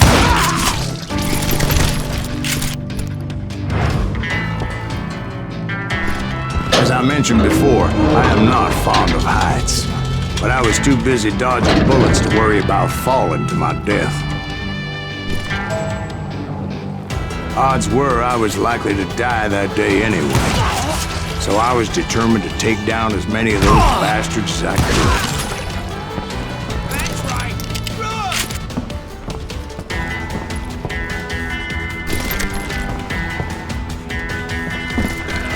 I can kill you with either hand!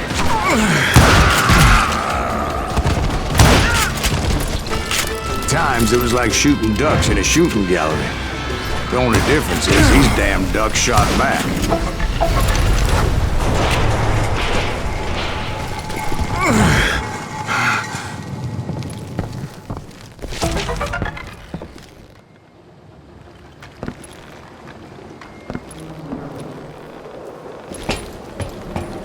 I kept hoping the law would show up and give me a hand. You mean like that giant Pinkerton posse that I read about?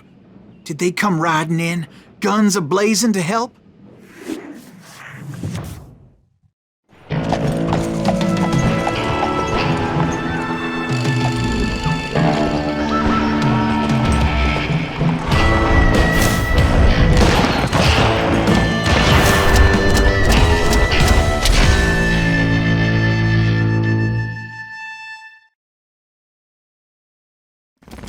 Help? From the Pinkertons? No, son. I had to fight the Wild Bunch all by my lonesome, as usual. Who the hell is that? Now you're he's out of his mind! Retreat! Retreat! He's killing everybody! Now you're dead. He'll kill us all! Run!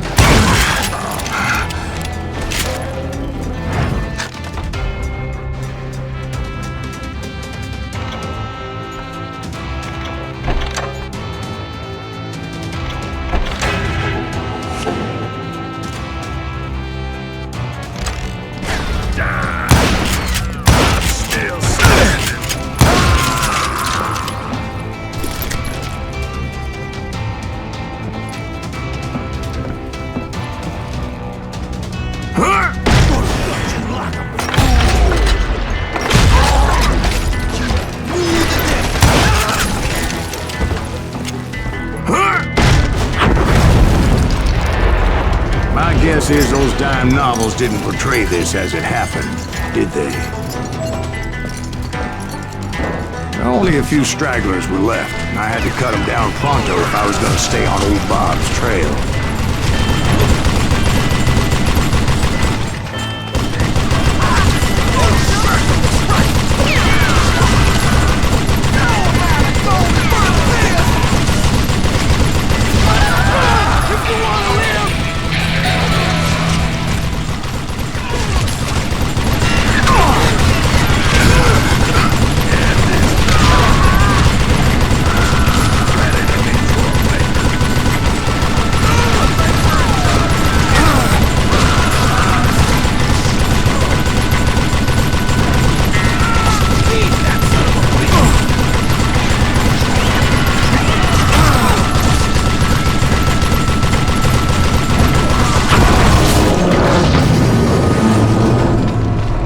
Once I silenced all those guns, I went searching for my nemesis, determined to finally have my justice. But the only survivor who welcomed me was George Flat-Nosed Curry. Who was he?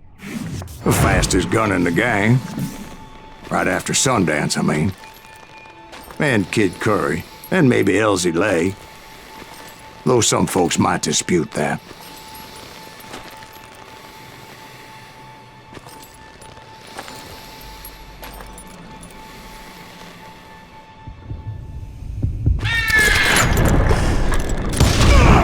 On that very same day, Butch Cassidy and the Sundance Kid decided to leave the Wild Bunch behind and decamped for South America.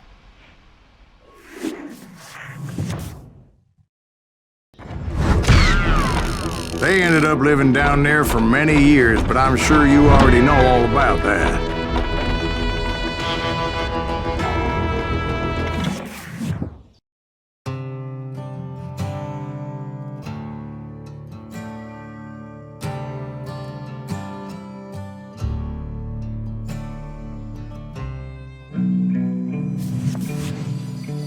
I tried to find Bob Bryant, but it was as if he'd disappeared.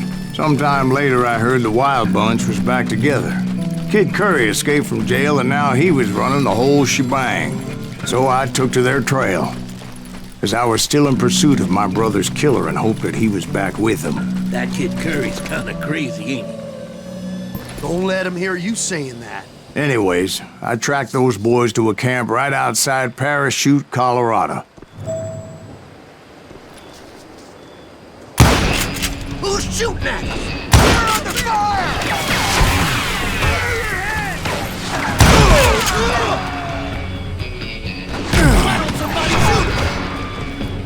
Being outnumbered, I didn't bother with a warning shot. I just started taking those bastards down.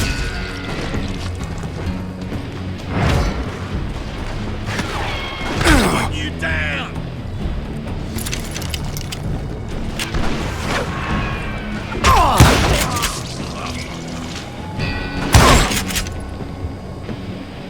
That's it for you.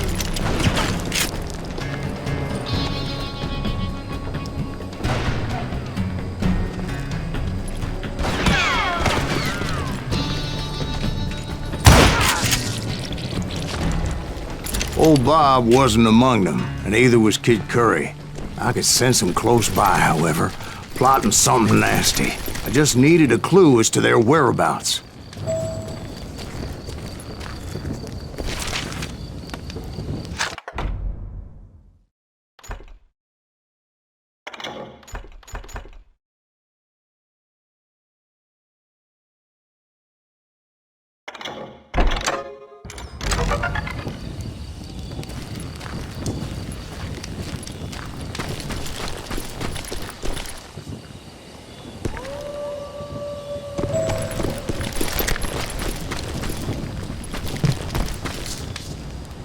found one. A map with their bold plan clearly marked. This time they were fixing to blow up a train trestle. Property of the Union Pacific.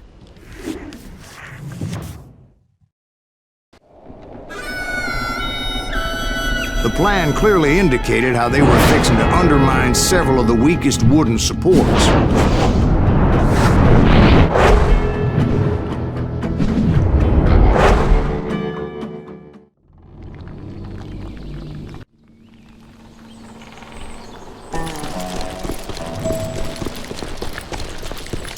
Kid Curry was considered the wildest of the wild bunch. It was said that he fathered 85 bastard children, though some say it was only 5. Kid Curry had bragged to a whore how he was gonna rob a train heading to the U.S. Mint in Denver.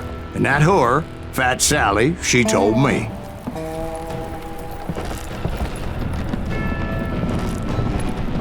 The bridge was rigged with dynamite, so I decided I'd best be careful confronting those bastards.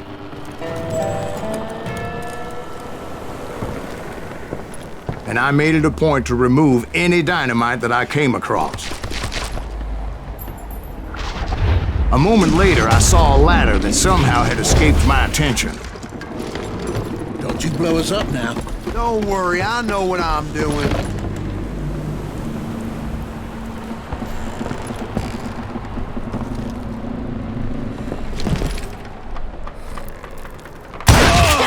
What the hell? But the Wild Bunch did not take kindly to my presence and attempted to blow my head off. It appeared the kid had found a number of new recruits to bolster their ranks. What happened next? Well, having removed the first bundle of dynamite, I decided I might as well remove the other one. Once that was done, I figured I'd find my way from there.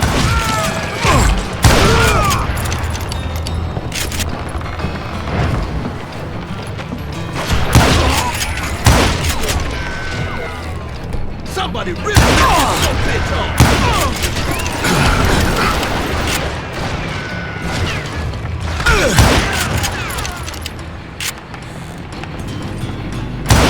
He's greater than a cat in a room full of rocking chairs.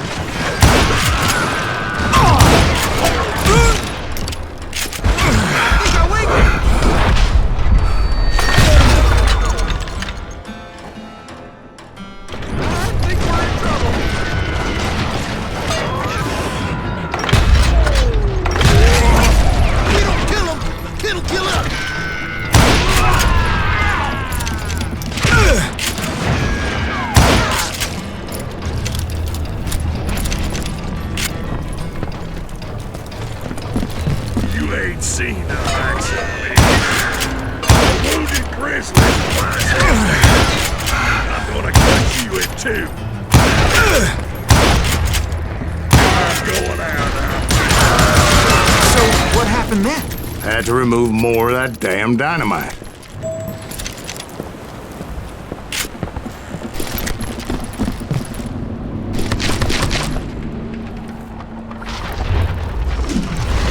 It must have been terrifying trying to make your way across.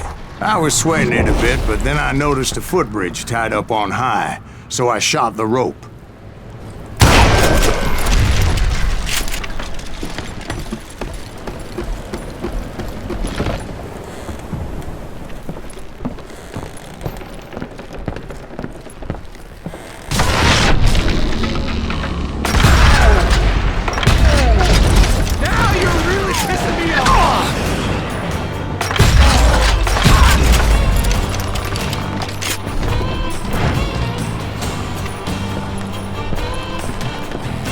So that was all the dynamite?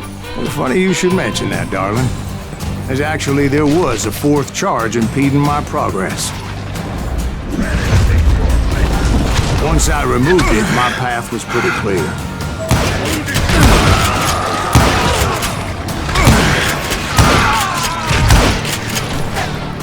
You're dead!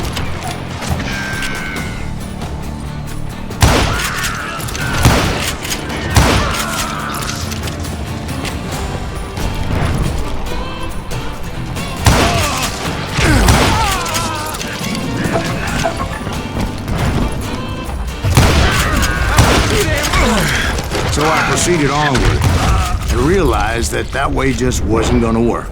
I needed an alternate path forward.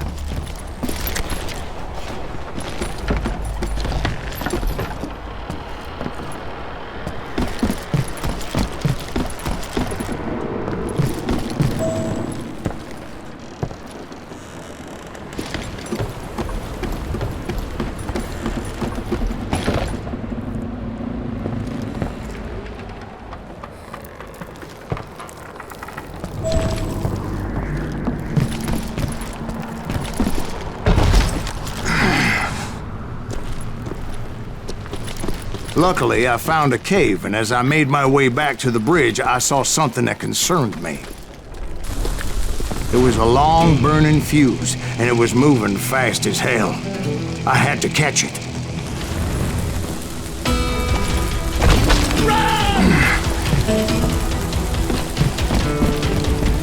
The burning fuse was so damn quick, I had to run like the wind. I almost had it, but no. Thought I was gonna have a coronary when I lost sight of those sparks. My heart was pounding like a sledgehammer. I knew that failure meant boom. Then, finally, at the last moment. Whew. Of course, I was successful, or clearly I wouldn't be talking to you folks here today. Naturally, I removed the last dynamite charge. Well, it was a touching reunion. But by this time, I was thoroughly exhausted and dragging my ass as I was not a young man anymore.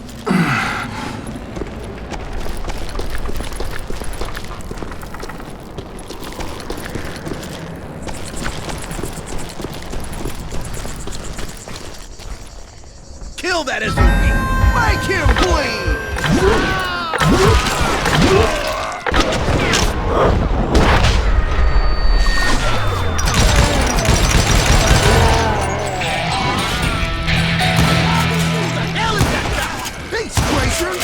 Ask me! Nuttier than a fruit thing! You would boy! Kill that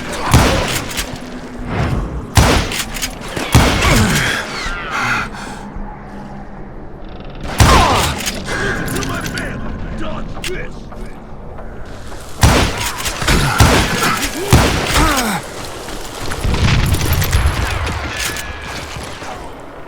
Who's that asshole?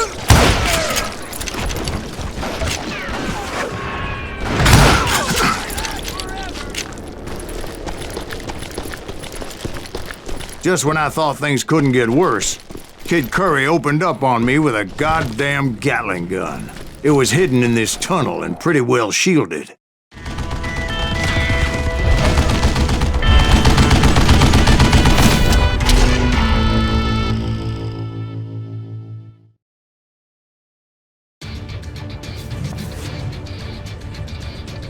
Show yourself, you coward!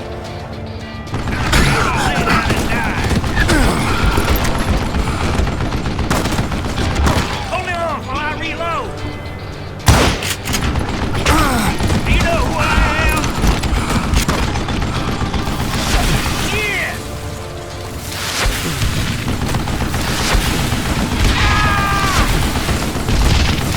MVP! Damn it, I need some help here! Come on, boys! Take this building down!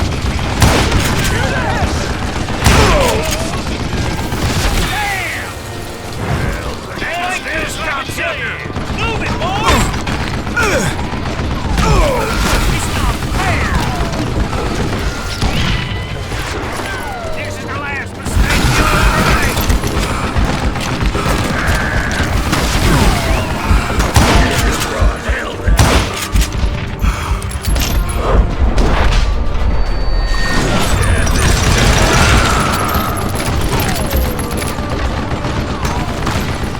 Shit! I gotta reload?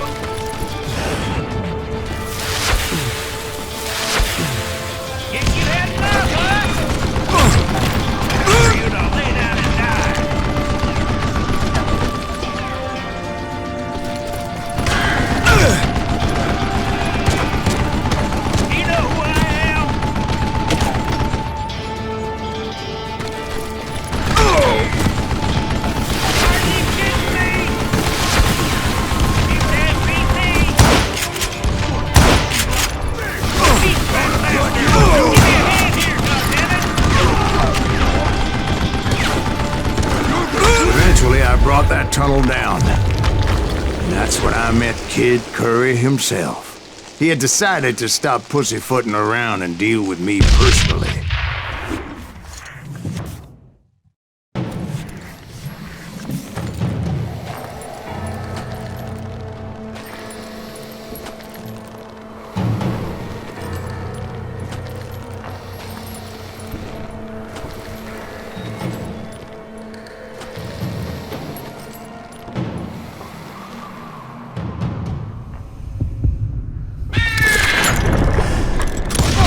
Fast as he was, I was just a bit faster.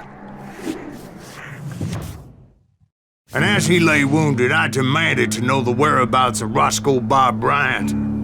He shouted at me, "Is that what this is about? Bob went with Butch and Sundance to South America. You ain't never finding him."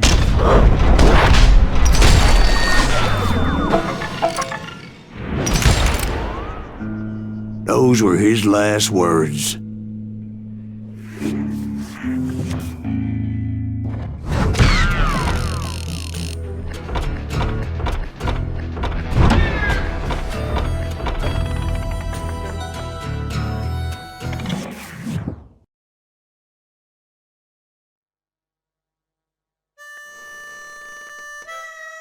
So, Bob Bryant got away? I knew I'd never find him in South America. What about the other killer? Yeah, you kinda glossed over that one. Well, I found Jim not long after my showdown with Ringo. At the time, he was riding with the James Younger gang. Did I neglect to mention that?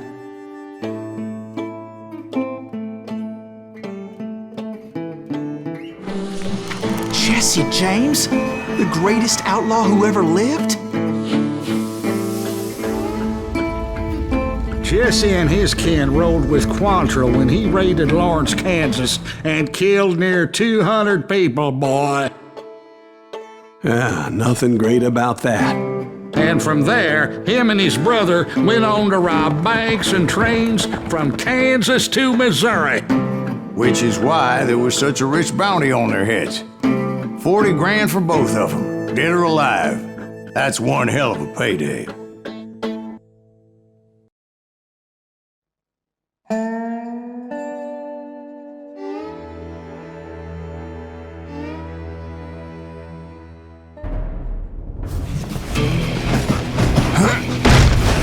I confronted them as they were robbing a train. Bullets were flying at me from every which way. But I knew I'd have to fight my way forward if I was gonna find this Jim.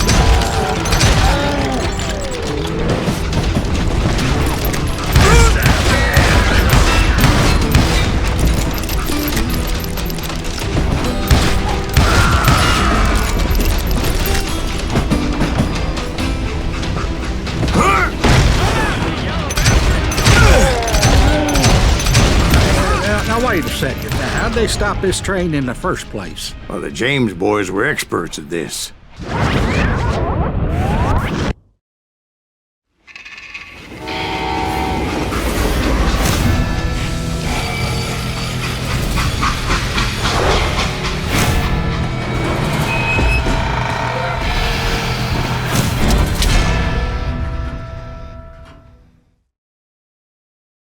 They hopped a freight train, having heard there was a big payroll in the express safe.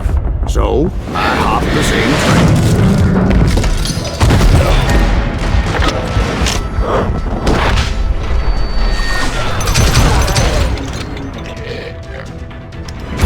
Not for this, you hear me? The James Younger gang was decimated after that little fiasco they had in Northfield, Minnesota. So Jesse needed more men and took on the killer I was after, along with a host of others. I was hoping to find my man and put a bullet in his head. Damn you! Climbing around that train, I must have swallowed 100 damn bugs before I reached James that... Younger gang pulled the first train robbery west of the Mississippi. Sounds like you hold them in high regard. Everyone knows they were the most famous outlaw gang ever. And you took them all on by your lonesome. Again. I'm finding this all a little hard to swallow, friend. Well, maybe you need to wash it down with some whiskey. By the way, did I mention that that train was flying down those tracks like a bat out of hell?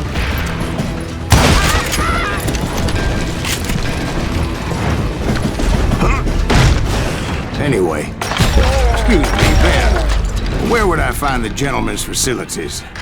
Suddenly I have an urgent need to drain my one-eyed snake.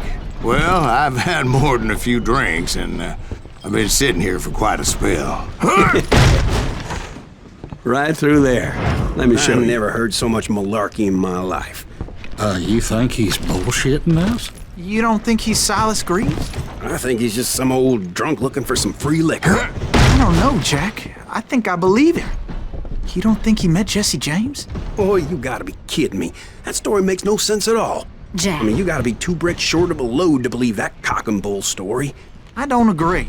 Jack, lay off the But bar. you seriously think that tired old man went toe-to-toe with Jesse James? Well, that's better. Did I mention that this Jim was married to the infamous Belle Starr? Of course, I didn't learn that until later. Anyway, I made my way forward the best I could. Around the sides, over the roof. At some point, some sumbitch saw me and shouted out, "It's the damn Pinkertons!" It's the damn Pinkertons! Now, I never worked for that limey cocksucker, but I guess they assumed I was one of his assassins. Those evil bastards firebombed Jesse's mother's house and killed his stepbrother. So it's no wonder each and every asshole on that train wanted me dead. Everybody's always mistaking you for somebody else, aren't they? Why is that, I wonder? Don't rightly know, Jack. I'm just telling you how I remember it. I bet you are.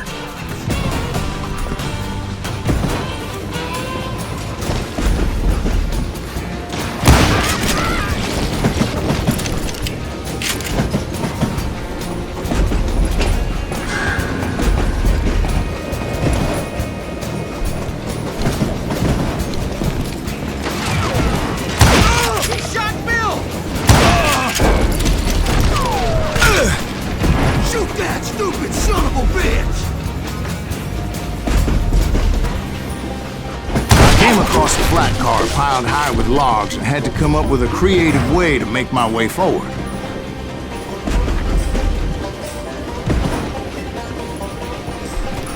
Time to fill you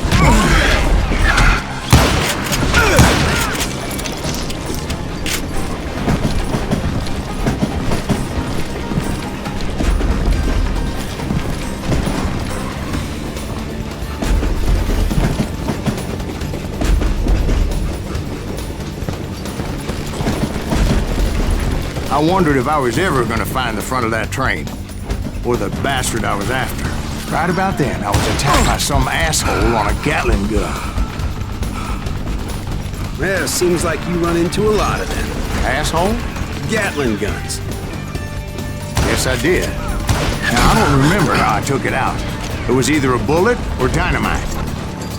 Where would you find dynamite? Does it really matter, Jack? You're messing with the flow of the story here.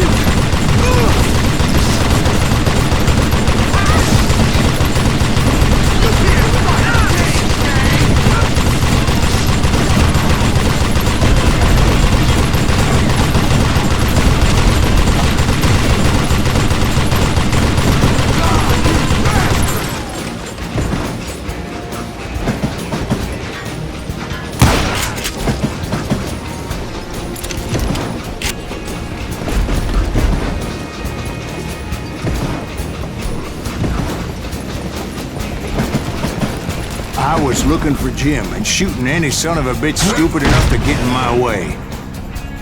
And that included Jesse James himself.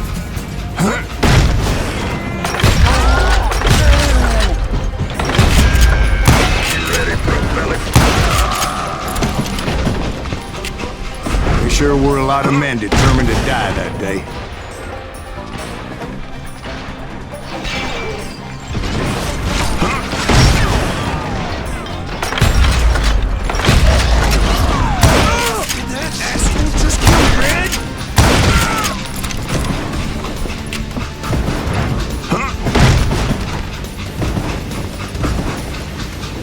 It was then that Jesse detached the express car from the rest of the damn train.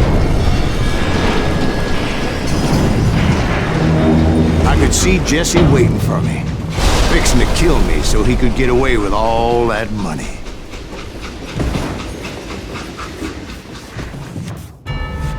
You had a showdown with Jesse James? Of course he didn't. Everybody knows that Jesse was killed by Bob Ford. Yeah. Jesse went out like John Wesley Hardin. Coward shot him in the back of the head. Guess it doesn't matter how far you run, does it, Ben? Your past always catches up with you.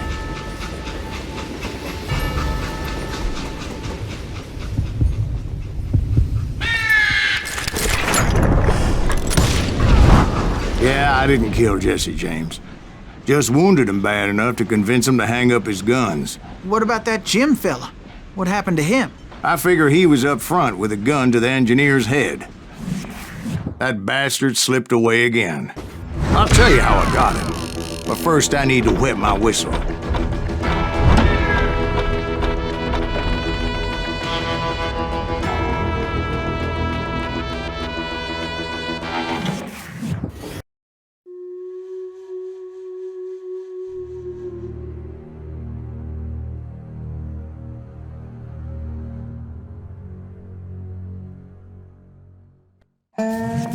After my showdown with Jesse, I continued to track his brother, Frank, and that son of a bitch, Jim. I followed those bastards into the high mountains as they were going to ground. What mountains would that be? Somewhere in the Ozarks, I believe. The perfect place to hide out from the authorities. In fact, before I could find them, some Indians who fled the Reds and were hiding out from the military found me first. They probably thought I was a cavalry scout and didn't want me telling the military where they were. Indians? Yeah, they could have been Cheyenne, but there was all sorts of renegades roaming the landscape back then.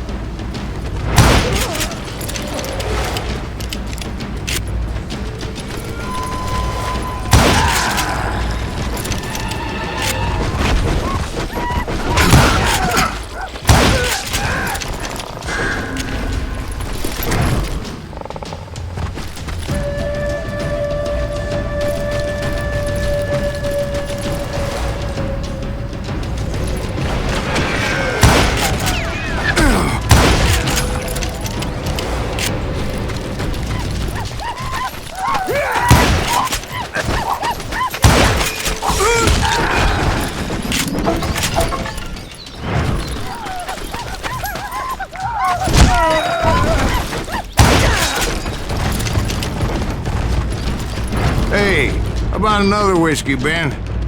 Nothing better to soothe the troubled soul.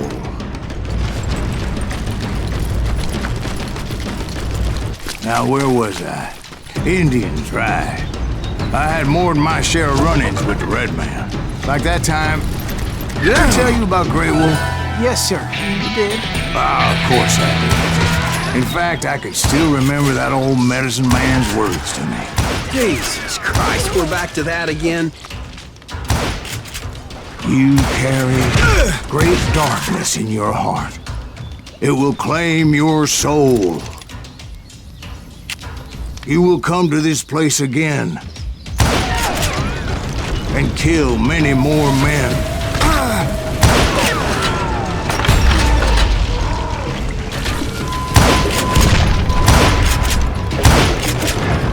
The darkness will grow until it consumes everything you are.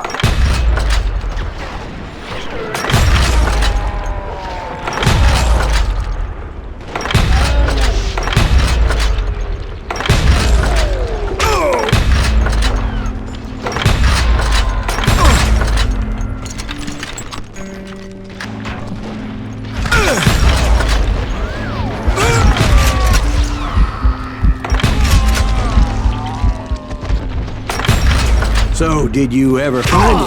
Who? The man you were after. Let me ask you something, Ben. You ever think about death? Mr. Greaves, are you all right? Ooh, death. Ooh, death.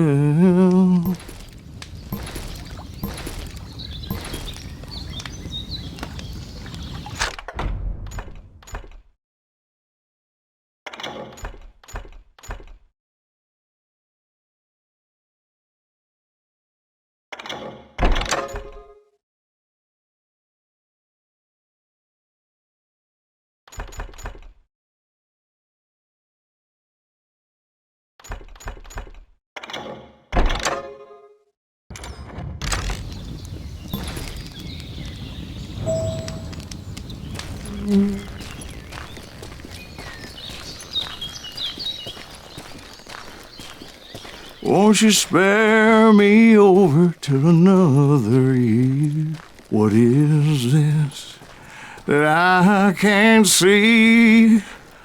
With ice cold hands taking hold of me. Well, I am death, none can excel. I'll open the door to heaven or hell. Oh, death, someone would pray. Could you wait to call me another day? No wealth, no land, no silver, no gold. Nothing satisfies me but your soul. Oh, death, won't you spare me over till another year? So, are you gonna answer the question? What question is that? Jim Reed. Did you ever find him? Reed was indeed that son-bitch's surname. That's right, Ben. A despicable character. I remember him laughing like a hyena that cold morning they lynched me and my brothers. He was intent on avoiding my vengeance, but nothing was gonna stop me. Nothing.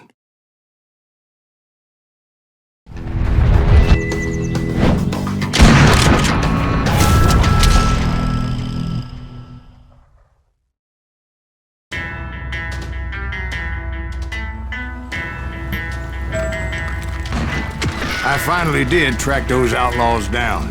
They had long rifles with scopes and were well positioned to pick off any poor soul who came anywhere close.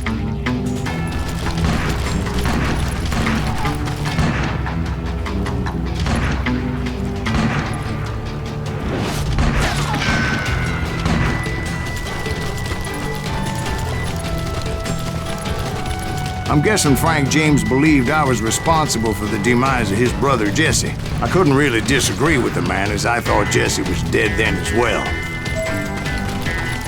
He backed off as I closed in on him, but he was still intent on killing me.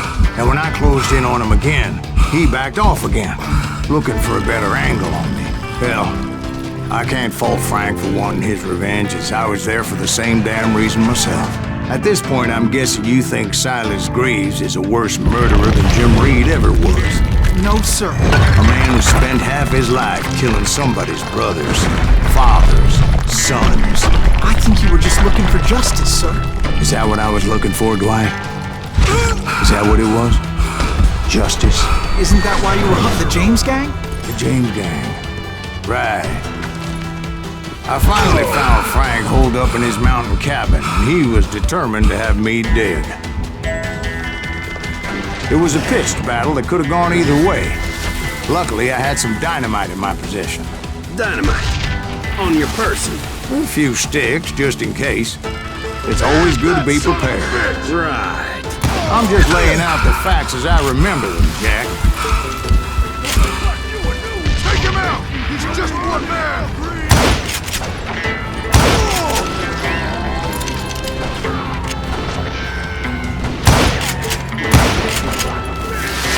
Come here! Oh, come on! Put him down!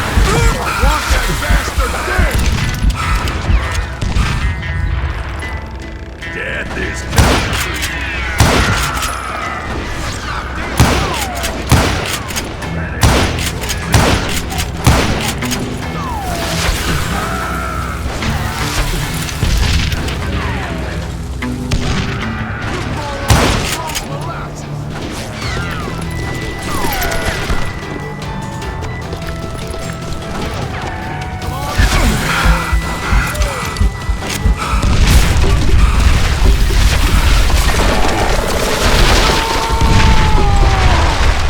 Shack?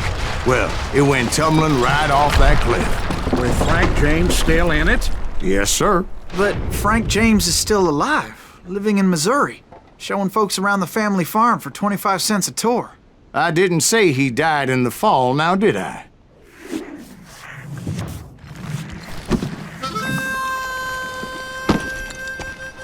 I'm done with this damnable outlaw life! Kill me, don't kill me, do what you will! At this point, I just don't give a shit! I explained to Frank that I had nothing against him personally and that I was looking for someone else. You want Reed? Have at him! I never did like that bastard! I am done here! We parted in peace as Frank pointed out the path to my prey before making his way back down the hill.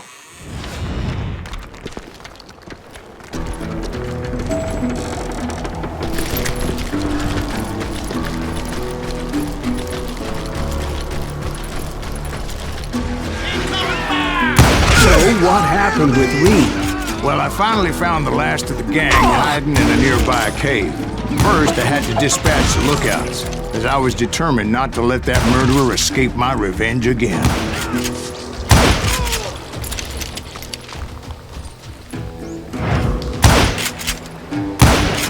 But rather than wander in willy-nilly, I decided it would be better to smoke that sumbitch out. "Hey, Reed!" I shouted. "No wonder you're so ornery. Can't be easy being married to Belle Starr. While you're off providing for the family, she's spreading her legs for every Tom, Dick, and Cole Younger. Not an attractive woman exactly, but very friendly. At least she was to me." Son of a bitch! It was then that the last bunch of bandits jumped out of hiding. Why won't this asshole give up? Please kill him!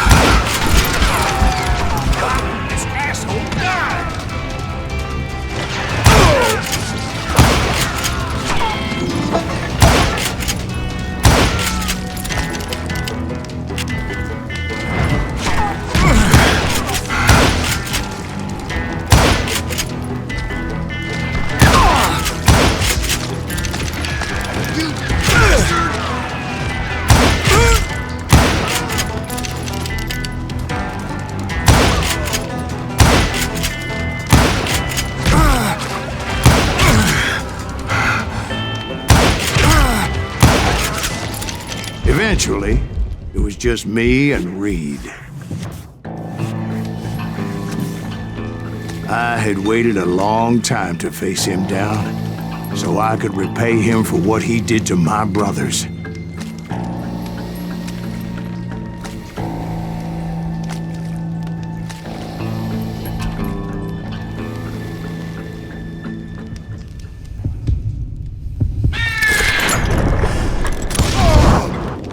And repay him I did.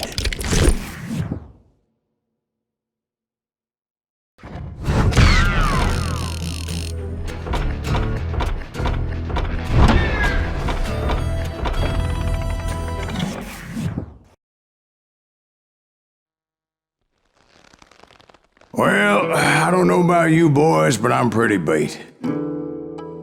Well, it's too damn bad you never found that Bob character. Seems a shame you never had to pay.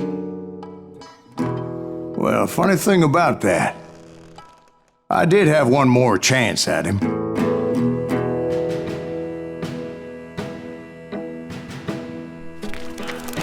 Six months ago, I heard that Butch and Sundance were back in the States and had gathered up some of their old gang. I tracked them down, hoping that Roscoe Bob Bryant had returned with them. So you're saying they didn't die down in Bolivia? That's what I'm saying.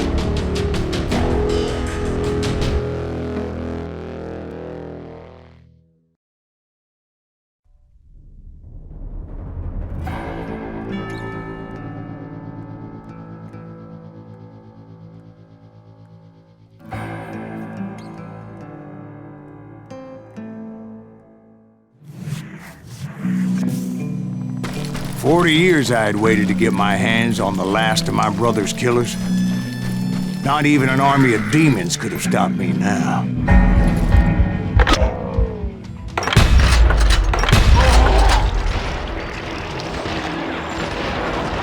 Both Johnny Ringo and Jim Reed fell fairly quickly. But the last one, Roscoe Bob Bryant. That son of a bitch had managed to escape my vengeance time and time again. I couldn't even be certain I'd recognize him after all those years. By now, he had to be close to 70. For all you know, he could have been dead. That thought had indeed crossed my mind, as did others. For instance, did my thirst for vengeance turn me into something worse than the man I was after? By this point in my storied career, I had killed more men than Bob Bryant ever had. I was furious as hell at that bastard for making me who I am.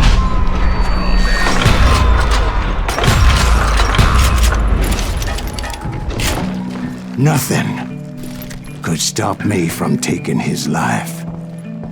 I'd been after that killer forever. From the time I rode with Billy the Kid. But that chapter of my story you already know. Chapter of that fairy tale, you mean? Suddenly it was 1910. Here I was, an old man roaming a ghost town dead almost 2 decades. The town was falling apart, just like me.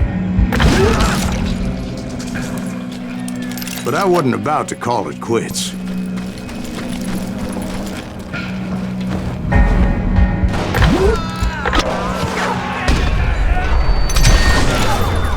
Even though the ghosts of my dead brothers were begging me to end what I started so long ago. Mr. Graves, are you all right? Would you like some water? The Wild Bunch knew I was there. They were after a treasure they had hidden before they fled, buried in the grave of a dead amigo. I intended to fill that grave with Bob Bryant's corpse. But like I said, the bandits knew I was on to them. They lured me in and hit me with everything they had. Catch this, son of a bitch! Put that match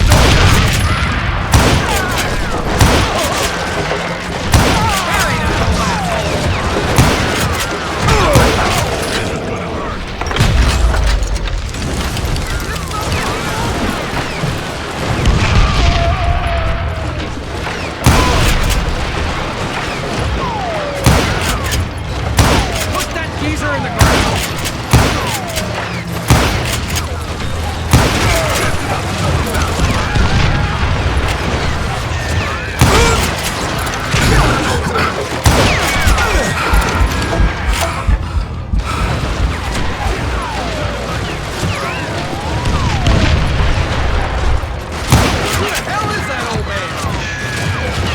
So I suppose we're talking to a ghost.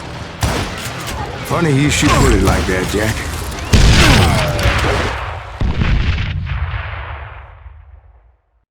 Because when I woke up,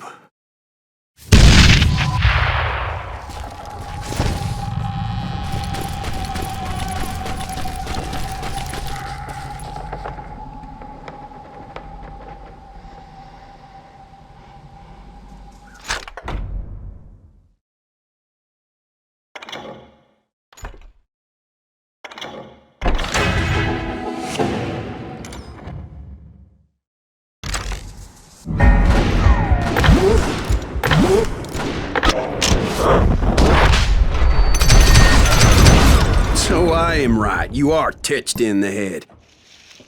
Mr. Greaves, perhaps we should switch you to coffee? You see that old Indian again, too? no, but I did see Billy's killer, Patrick Floyd Garrett. He came at me guns a-blazing. But I knew that old war horse had died 2 years before. I wondered if maybe I was dead too and confronting the ghosts of my past. Perhaps all my sins were coming back to haunt me and drag me down to perdition.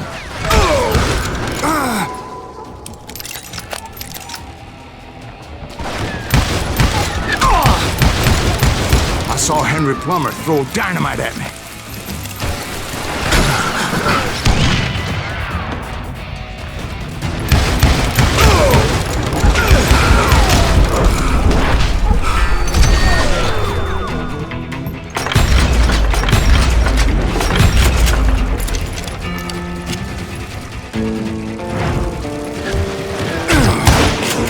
In the gates of the cemetery, I saw John Wesley Hart, just like I remembered him.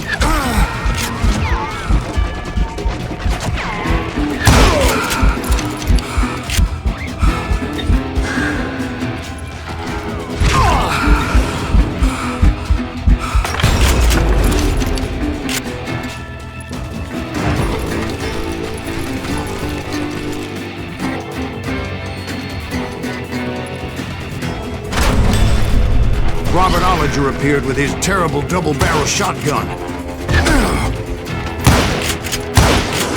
But no ghost army was stopping me.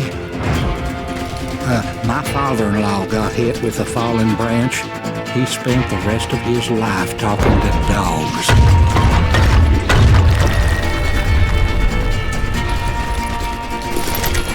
Newman Hayes Clanton, William Brocious, John Peters Ringo, they all wanted me dead.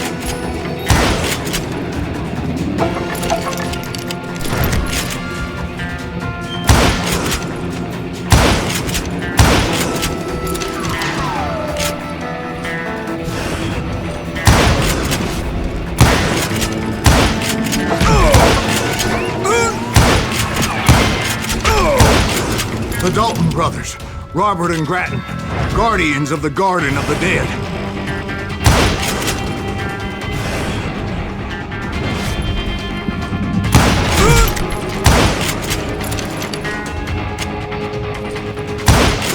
George Curry and Harvey Logan, alias Kid Curry, both thirsty for vengeance from the great beyond.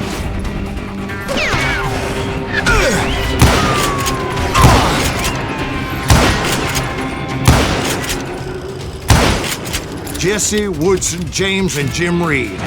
Each one deader than the next. I thought I would go crazy. Thought?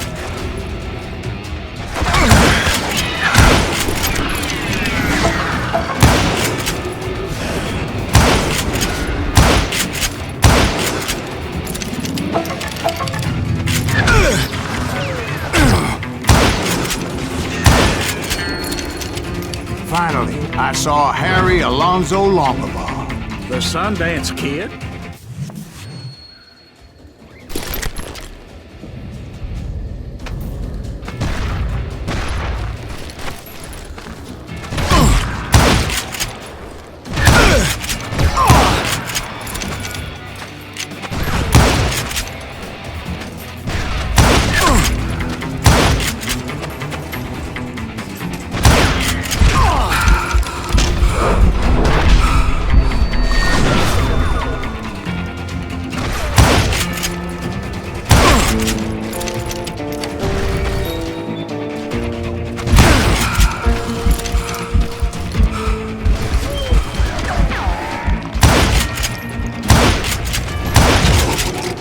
voice call to me from afar.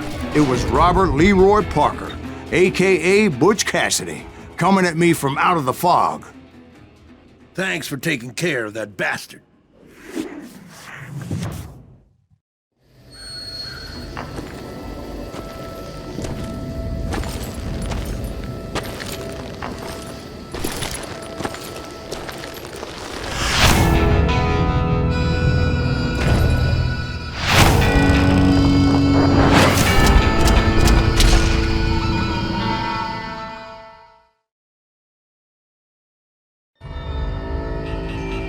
But the kid wasn't quite deceased.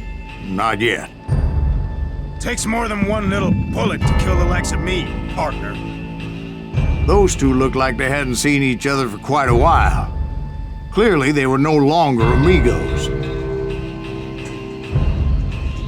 Shit. I was hoping I wouldn't have to kill you. You won't have to, Butch. I'm killing you first. I asked them about Bob Bryant, but they were too busy with their own heated conversation. Let me get this shit straight. You want my money and the love of my life? You frittered it all away, Butch. Edda's mine. So is that damn money.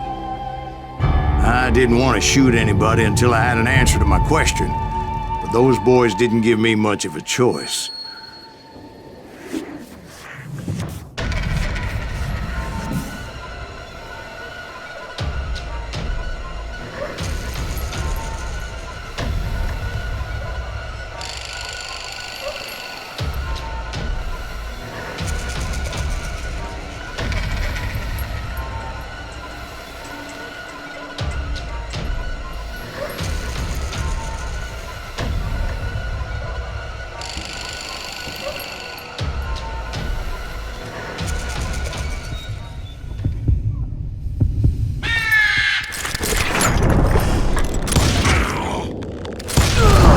Butch Cassidy and the Sundance Kid died there in that cemetery not 6 months ago.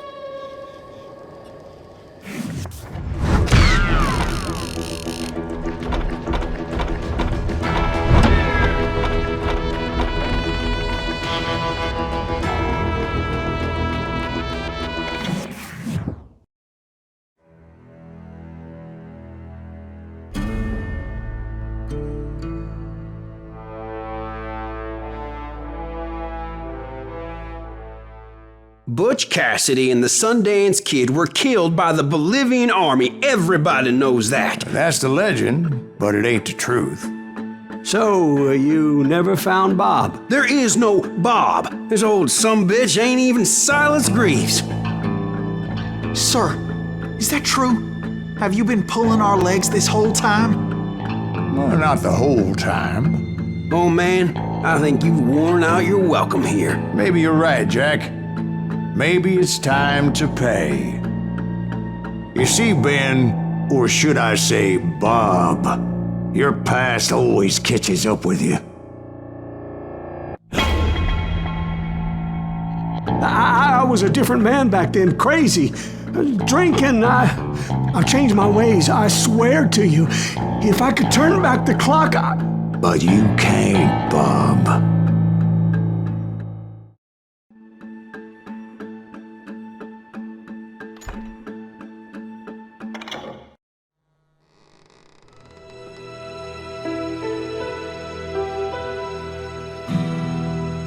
Why'd you toy with me like that? Telling those tales, knowing all along. Why not just lay your cards on the table? Here. I won't have it said that I left you with nothing. That's how you want it? So be it. Holy shit! Molly, move against that wall. Go!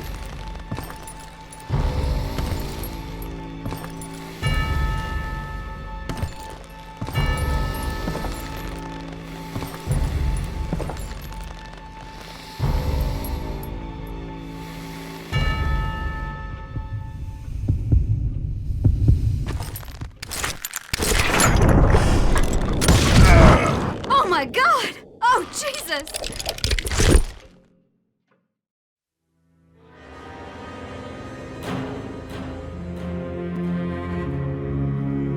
Did you know it was him all along?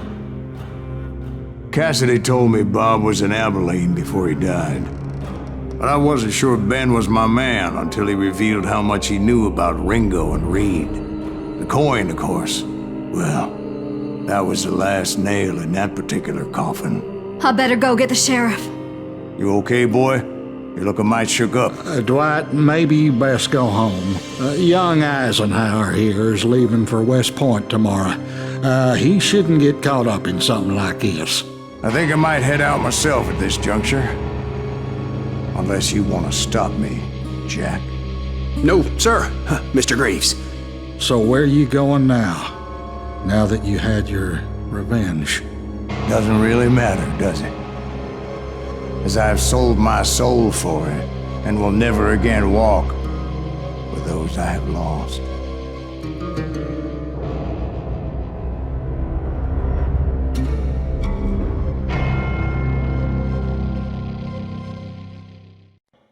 Ooh, dear.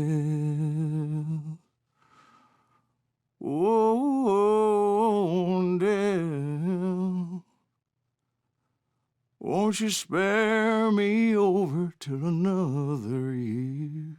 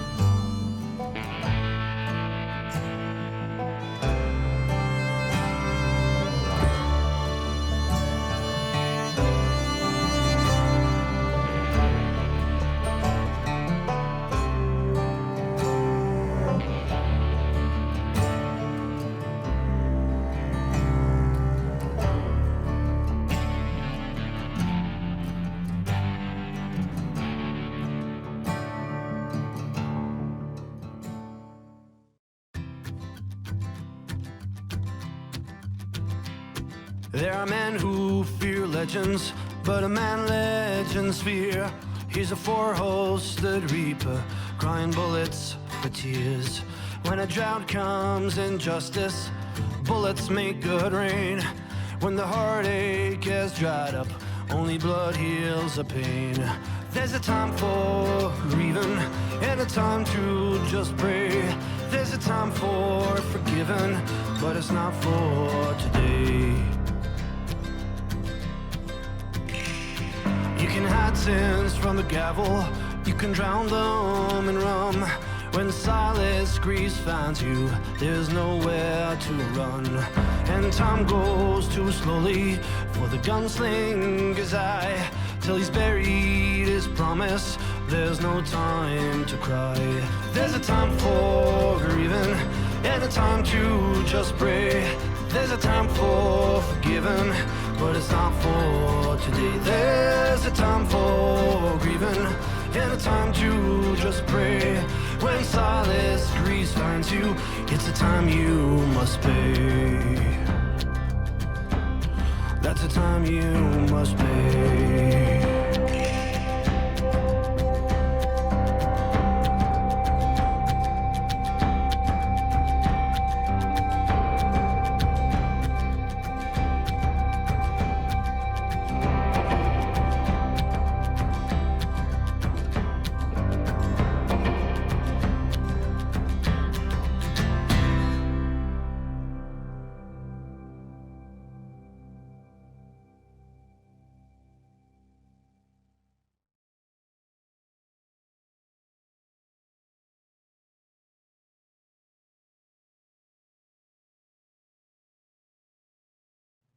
Oh, dear.